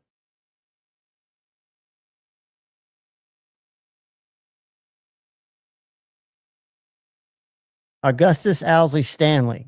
He died in 2011, was an American-Australian audio engineer and clandestine chemist. He was a key figure in the San Francisco Bay Area movement during the 60s and played a pivotal role in the decade's counterculture. Under the professional name Bear, he was a sound engineer for the Grateful Dead, recording many of the band's live performance. Stanley also developed the Grateful Dead's Wall of Sound, one of the largest mobile sound reinforcement systems ever constructed. Stanley also helped Robert Thomas design the band's trademark skull logo. Called the Acid King by the media, Stanley was the first known private individual to manufacture mass quantities. By his own account, between 1965 and 1967, he produced at least 500 grams of LSD, a little more than 5 million doses. He died in a car accident in Australia, where he had taken up citizenship in 1996. That's called stay out of jail, guys. But anyway, fascinating shit. So my point is, what is up? Good afternoon, Donzo. Good to see you, brother. Where's my sound for Donnie? Where's my Donnie sound? We were just learning about Bear Owsley Bear Stanley, the Grateful Dead sound engineer. He was also a clandestine chemist in the 60s. I would not have known that 500 grams of LSD was 5 million hits. That sounds like a lot. Sounds like a whole lot. You know, I cannot believe we haven't sucked in a troll. I was really hoping to have some troll fun, to meet new people. Not that I don't love hanging out with you guys and gal, Karen, if you're still here, but I just, I don't know if y'all watch the Honey Bucket. I think it's moved to Monday nights. I know Stevie with his job, he's moved it around, but what makes that must-see TV for me is all the trolls that come in there, all the things that they predictably call Stevie, from an old Jack Black to Gandalf or whatever, the guy from Harry Potter, to several others. And the way Stevie feeds and handles it is just a tiny amount, Joe. The best I've ever had on 2 different occasions, and I've had a lot, but I picked up on 2 different occasions a vial of liquid, which was probably 100 doses. But it was liquid, pure, clear, so clean. And all it would be was like 1 drop on the tongue and you were done. Not done, but you were where you needed to be. And then I've had some that was janky, you know, was not nearly as clean. But again, like anything else like that, you're dealing with people making it, which is scary to me. I'll tell you what, I was it's depressing to see, but it's also encouraging to see. I'm not in that game anymore, but when I went to Costco yesterday to get my monthly meds filled, I was having to wait while they did some things on my Costco card to try to save me some money. I don't know what they did, but it took me an extra 10 minutes. But I was looking back behind the counter at all the shit back there, all the Sudafed and the weird little stuff they've got back there, but they've got Narcan. Exactly, Joe. Natural consistency and no surprises. I don't want surprises at my age. I used to bank on surprises. I used to try to create surprises, and they were never pleasant surprises, but they were surprises without a doubt. But yeah, and you can, I've turned into more of a microdoser than I used to be, you know, where I used to just want to get super weird. Now I just like to get tuned in a little bit. Bless Knives, I think it's great that you can get it. I know that law enforcement carries it, but I didn't know that I could have bought, and I think it was a 2-pack for like $24. And then I was talking to my buddy who's got 2 kids in college, and he makes them carry it, not because he thinks they're using, but that they might come across somebody. I mean, hell, he was my guitar player. He and I did so much fucking powder that without a doubt, if we were doing that now, we would probably be dead, because I don't think you can get clean booger sugar anymore. I don't think anything exists without a lot of contaminants, cuts, and crazy shit. We used to use inositol. Vitamin B12 was what we'd cut it with. But now there's no telling. My whole thing is, and again, I've never been a dealer, but you don't want to kill off your clientele. That doesn't make any sense. And you know people are fiends. They're coming to your house at 4 o'clock in the morning, beating on your door. Yeah, it's me. Let me in, motherfucker.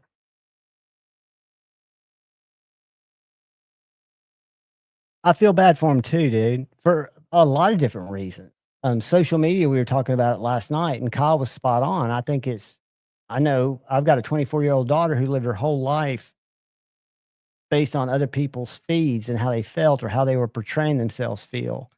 And in the pictures, I mean, I don't think she's got crazy pictures out there, but if I had a phone that took pictures when I was 15 to 40, I'd been fucked. Maybe I was 35 when I got my first Motorola Big Brick that didn't have a camera. Ryan, I've heard, and I don't know if this is true. I'm sure it is, but that shit comes from China and it costs next to nothing. And people order it in the mail. To me, when I would cut powder with inositol, which you'd get at GNC, it was a powdered vitamin B12 that was colorless, odorless, and it wouldn't fuck your nose up. You want to replace a little bit of the Coke with weight. So if fentanyl, knowing it's so potent, I don't even know what the advantage to put, because if you replace weight, like a gram of weight, that's probably a fatal dose in a big, large amount of cocaine. So I don't understand, unless it's some kind of way to wage war. I don't know why the cartels would want to poison their customer.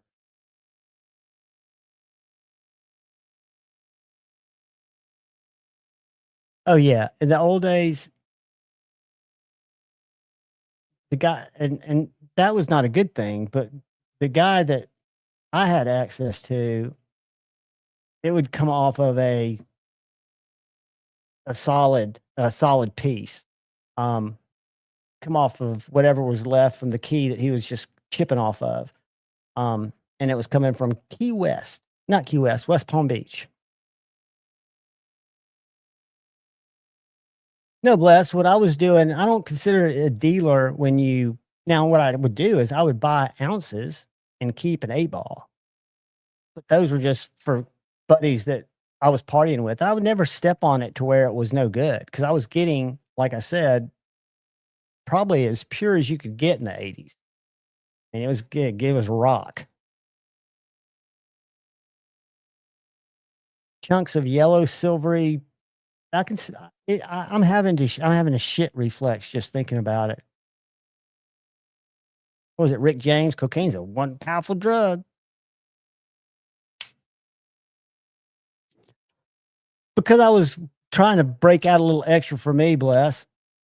And it was so strong that it was a kind of a reoccurring thing, right? So no one in Auburn, Lee County, Alabama, outside of probably 4 people, had access to that pure of it. And if I was buying an ounce, I did not want to pay for that 8-ball. I wanted the 8-ball to come out of the ounce, and the ounce to get broken into 4 8-balls and sold, which is how it happened, or 8 8-balls. But I'm only taking an 8 out of an ounce.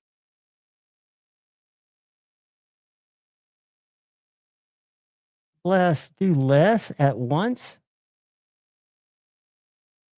Dude, I wish. I do. I really do wish. And I did. I was not a Gatorback guy. I would do Gatorbacks, but I was more of a bump guy. But I was I never put it away. And like I said, I'm going to get into that tomorrow or time to go to bed. I'm gonna mess with that next weekend. I wasn't that guy. I hung around people that were like that. But I wasn't. I was always kind of wired to go all in.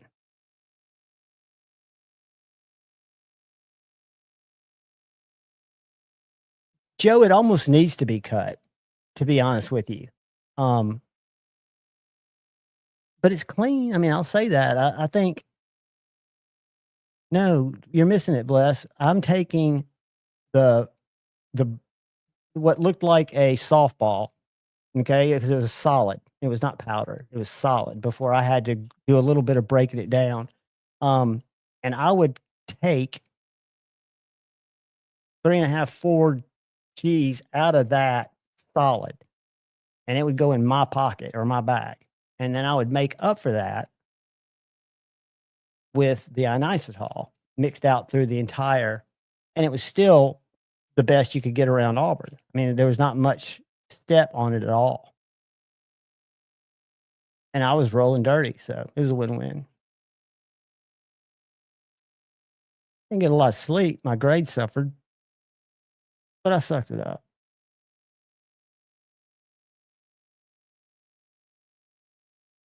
When I say homies, Bless, they're I was in a fraternity at Auburn, so they were homies, but they weren't homies like if it's me and my bros getting stuff. No, I'm not. I'm making it make sense, goofball. Let me finish. I was in a fraternity with about 120 other people. We were all real close, knew each other because we had to as part of initiation. But I was one that they turned to a lot, and I would kind of know who was looking for what, and that's how I would determine what I would get to then take care of the homies with, yeah, some stepped on, very, very good Coke. So they were associates. They were fraternity brothers. They were Coke heads. They were the ones that were, when they were selling it to me, stepping on mine. That's just the way the game works. Don't hate the player, just hate the game, my friend. Don't hate the player, hate the game. And I don't play that anymore. Homie don't play that shit. Homie hadn't seen that shit in 11 years? 12?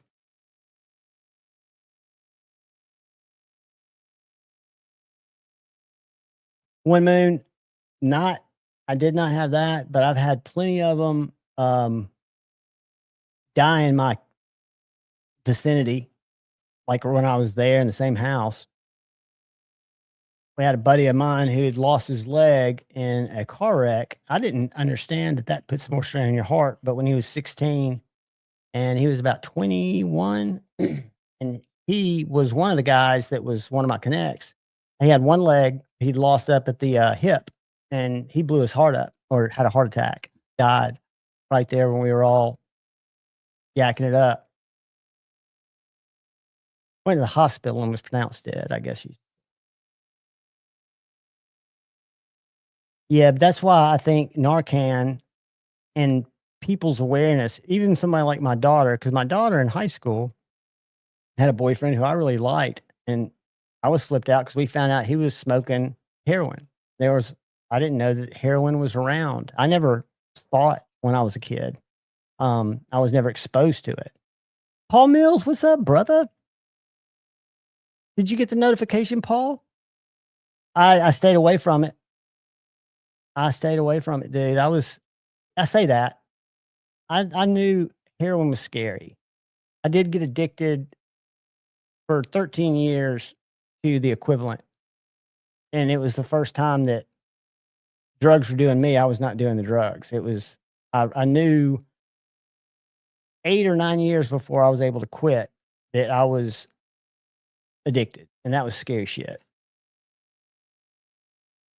Paul, this was just a random I threw up, a little vertical about an hour and a half ago. I thought the guy would have called me. Dude. Hold on, kids. That's sticker mule. Now I've got a guy coming to look at a car, And I thought I'd just jump on here because I told y'all that I would start, since I'm not working, I would try to do 2 random streams. Like I think I was going to try to do one on Monday and one on Thursday, but it's too hard to pick a day because I'm doing so much shit with my dad. Hey, my Taloja and Magic. Nice name. Nice to see you. Welcome, welcome, welcome. But yeah, so me too, Joe. It was the reason everything came from the bottle for me, but it always culminated with that. I loved it. I'd love it now. I have no doubt that I would love it now. It was, it was expensive, but I found ways around that. Yeah, it didn't bring out the best in me for shiz. But you could be 12, 13 scotches in and it would sober you up.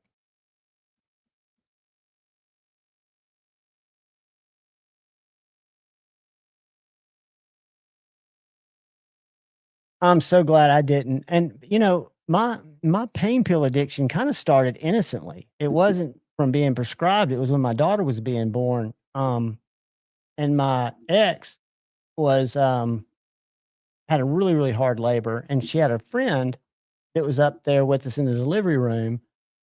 And I'd been there for 2 days. It was real long labor. And she's like, "Here, you need something to take the edge off." And she gave me a couple of, at the time they were, I think, 7.5 Lortabs. It was so long ago. And they worked so well that probably a year later, I'd found a couple of 2 different people that I knew for a really long time till I quit, who were both going to pain clinics, and they were supplementing their income by getting rid of them. They didn't like them. Some people hate them, which I look up to those people. But so I had a safe supply. There's no such thing as a safe supply, but I was not buying them off the street per se, even though I was buying them from 2 dudes that were not on the street, but they drove on the street. They were getting them from their pain clinics. And that fentanyl wasn't around then from what I can remember. I don't remember worrying about that when I was, not that I would in active addiction, but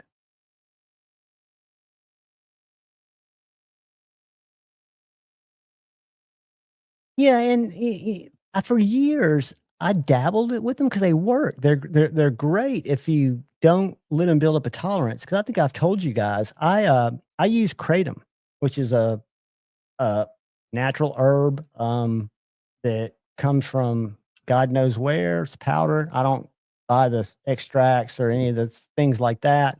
And I've used it successfully for years. Quit using it for about a year and had no ill effects. And I've been reading that I would feel similar effects to coming off narcotics, which was not true in my case at all. And I don't feel like I'm on narcotics when I take it, but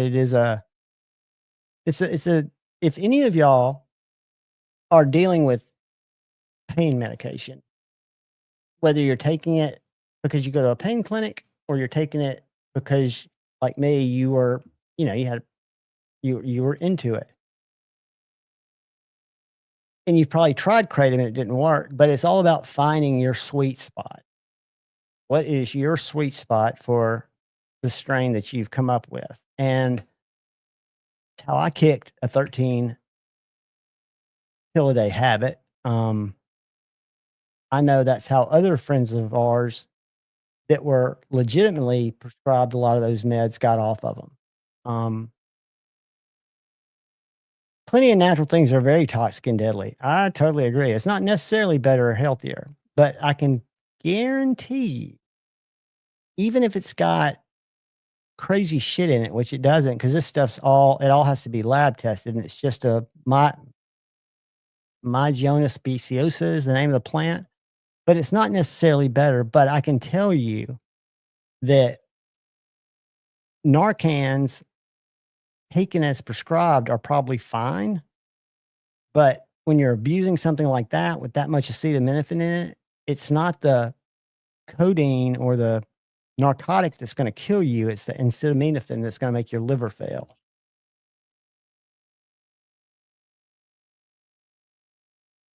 Joe, we've got to talk. I've got to learn. I've got to get Bama Ninja to talk to me too. I think that's fantastic.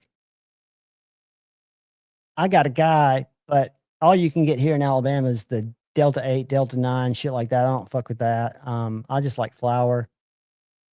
And I like to vaporize it, or I used to combust it. I only vaporize it now. With the Dynavap, y'all ought to look into a Dynavap. Dynavap. I swear by them.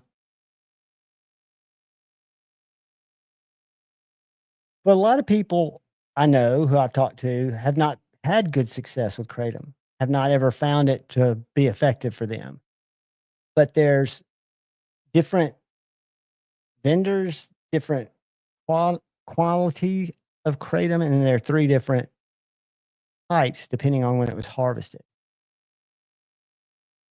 Scott, that's one of the side effects. That's if I'm not mistaken, that had a big part in Robin Gibbs' death when he, I don't know if y'all remember the Bee Gees. I'm aging myself, but the Bee Gees, one of the brothers died of a intestinal obstruction. And Paul, that's a totally different thing, buddy. I know that. I think there's so many things that can make, I don't think anybody should be in pain.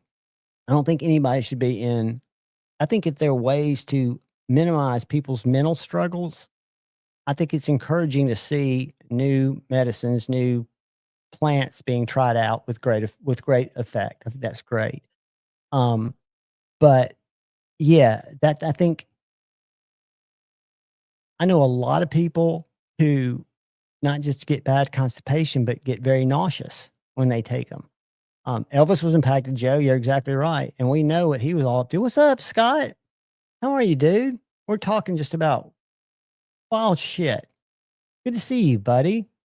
I saw the pictures of your blooms. They look awesome. Look absolutely awesome, my friend. Let me show you a picture. I sent my pedal off, and I won't say who. I'll let them tell you who. But oh, let me get Instagram. I'll show you right here. Because one of our brothers is making me a sheath for it. He makes really great slips and great sheaths. Let me go to here. Here, this. Do that.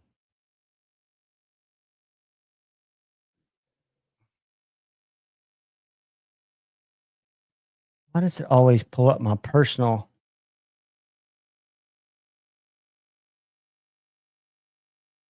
Instagram so clunky.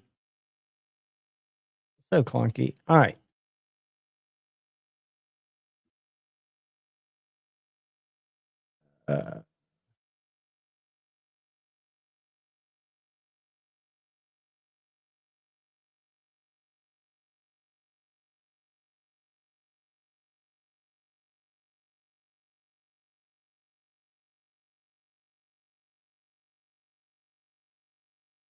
Have y'all seen this?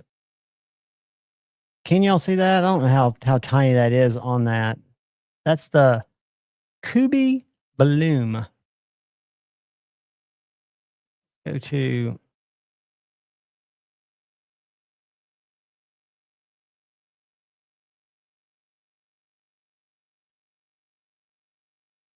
this day has finally come.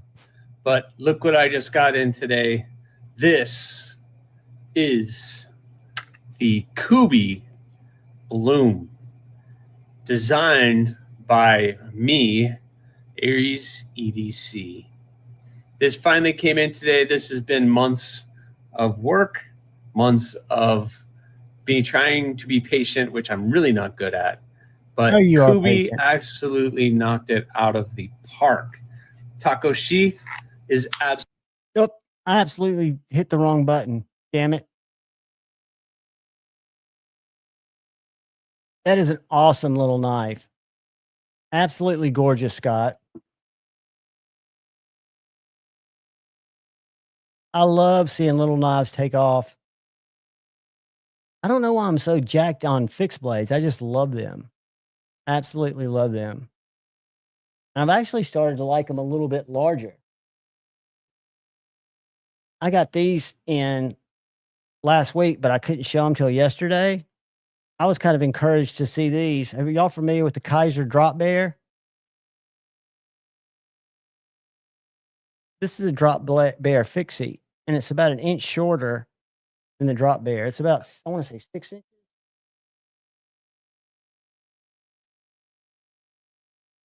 Yeah. Little 6-inch knife.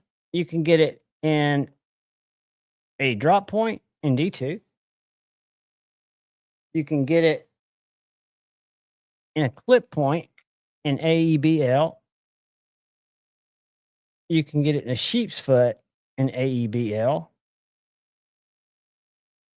They're great little knives. They come with one of those big belt carrying things. I put ulti clips on them, but they've got a little secret that I don't know if I'm really crazy about.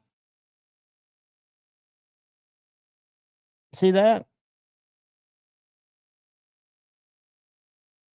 Think Swiss Army knife, guys. What am I getting ready to pull out of the ass of this little drop bear? I always stick it under my fingernail. It's got tweezers and, wait for it, a metal toothpick, which I can't imagine sticking that in my teeth. No scissors, but tweezers, if I can get them out. Got little tweezers and a little, they call it a toothpick, but I call it more of a dart. I'm not sticking metal. That makes my teeth hurt just thinking about it. But I can use it to pry my freaking tweezers out of here. Here we go.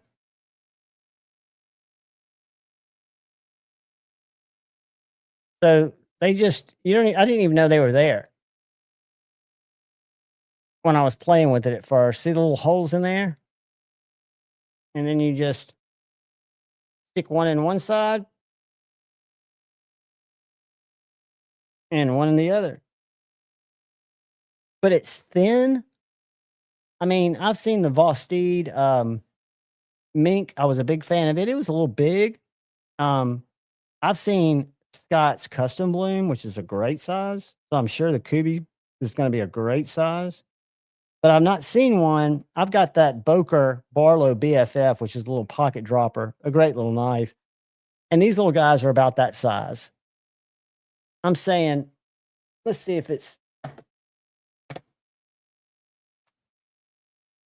I know it was much smaller than the bug out.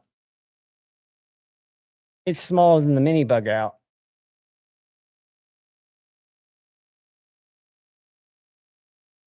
And just about as thin. And the body's thinner. And the AEBL are like 56. They've got one model in 14C 28N that's like 59.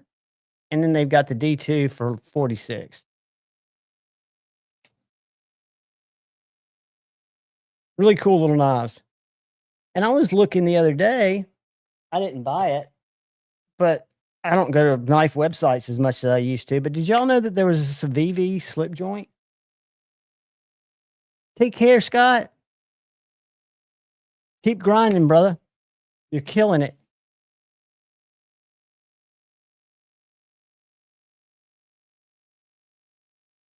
Y'all know that?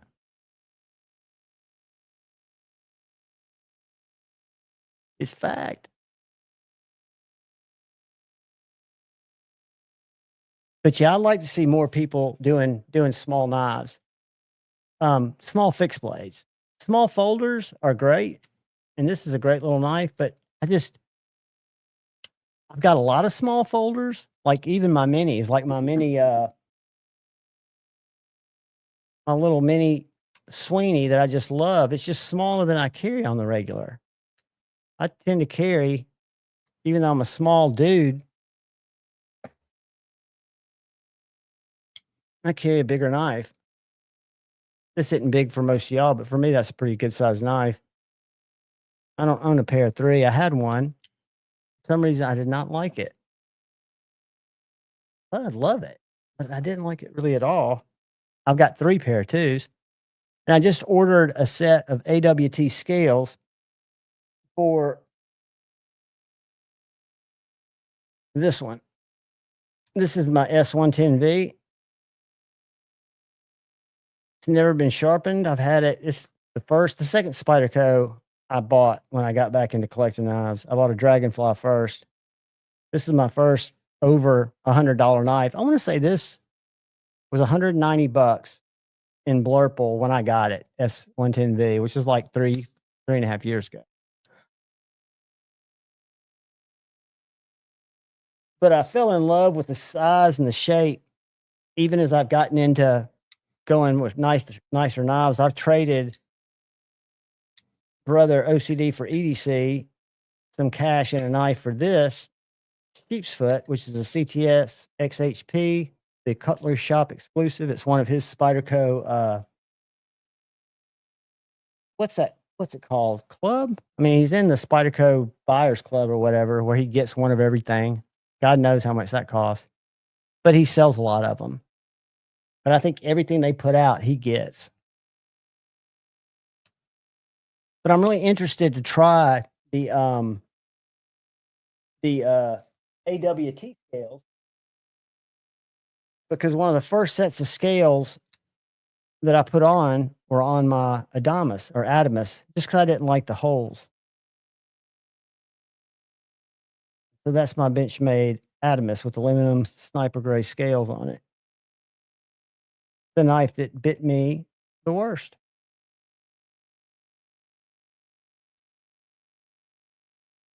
Oh, which one, Joe?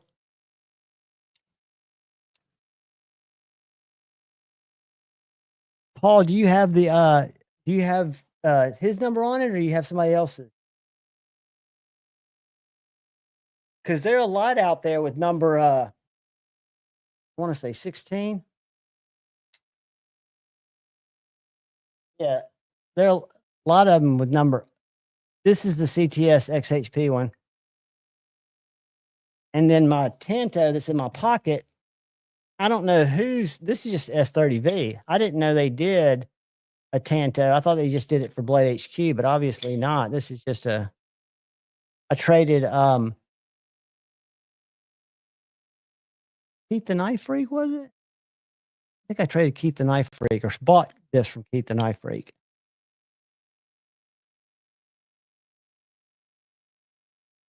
And then this one was traded with this is probably my favorite, and the sliciest.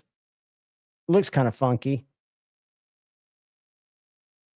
but it's a banger. I'm digging it. I started carrying them again. That's the other thing about kind of weeding through my knives, getting rid of a lot. I'm carrying stuff I haven't carried in a long time. Kind of rediscovering stuff, because for so long, y'all are probably the same way. I'd be stoked about a knife coming in. I've been hyped about it. I'd get it. I'd carry it, for a few days, put it in the case because something else was coming in, because I always had stuff coming in. So my knives weren't getting the actual love that they deserved. They are now, though. We can hope. We can hope they are. Well, guys, it's almost 1 o'clock. We've been here 2 hours. I'm glad y'all stopped in. I wanted to show off the parakeet. I think they have these in a lot of different handles. I think they run from like 46 to 56, something like that. Nitro V are all of them. Interesting little knife. I do say little because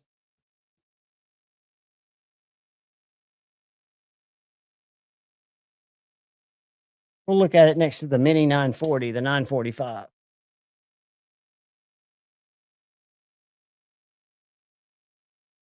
I'm thinking it's a VV Banter sized. Baby Banter. But aluminum handles, this one is. And that top liner lock, which I really like.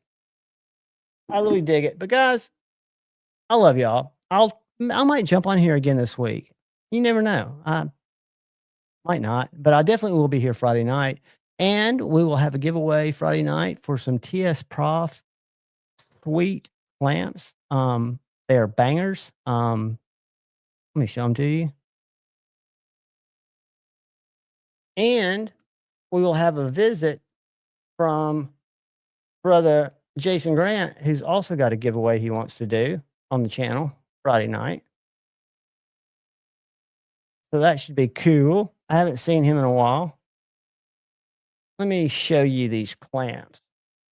I would like to win these clamps, and unfortunately, I won't be able to.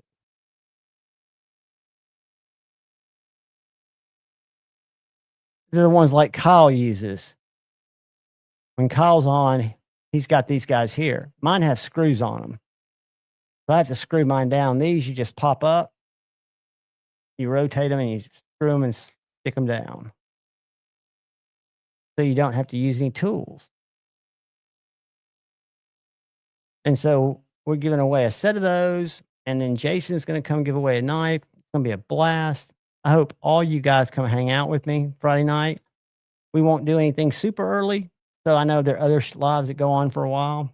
Come see me. Do me a favor. Look out for each other. Look out for the idiot on your left. Look out for the idiot on your right. Remember that y'all are brothers or sisters. And go forward with love in your heart, right? And always, always choose debate, not hate. I love you all. Peace.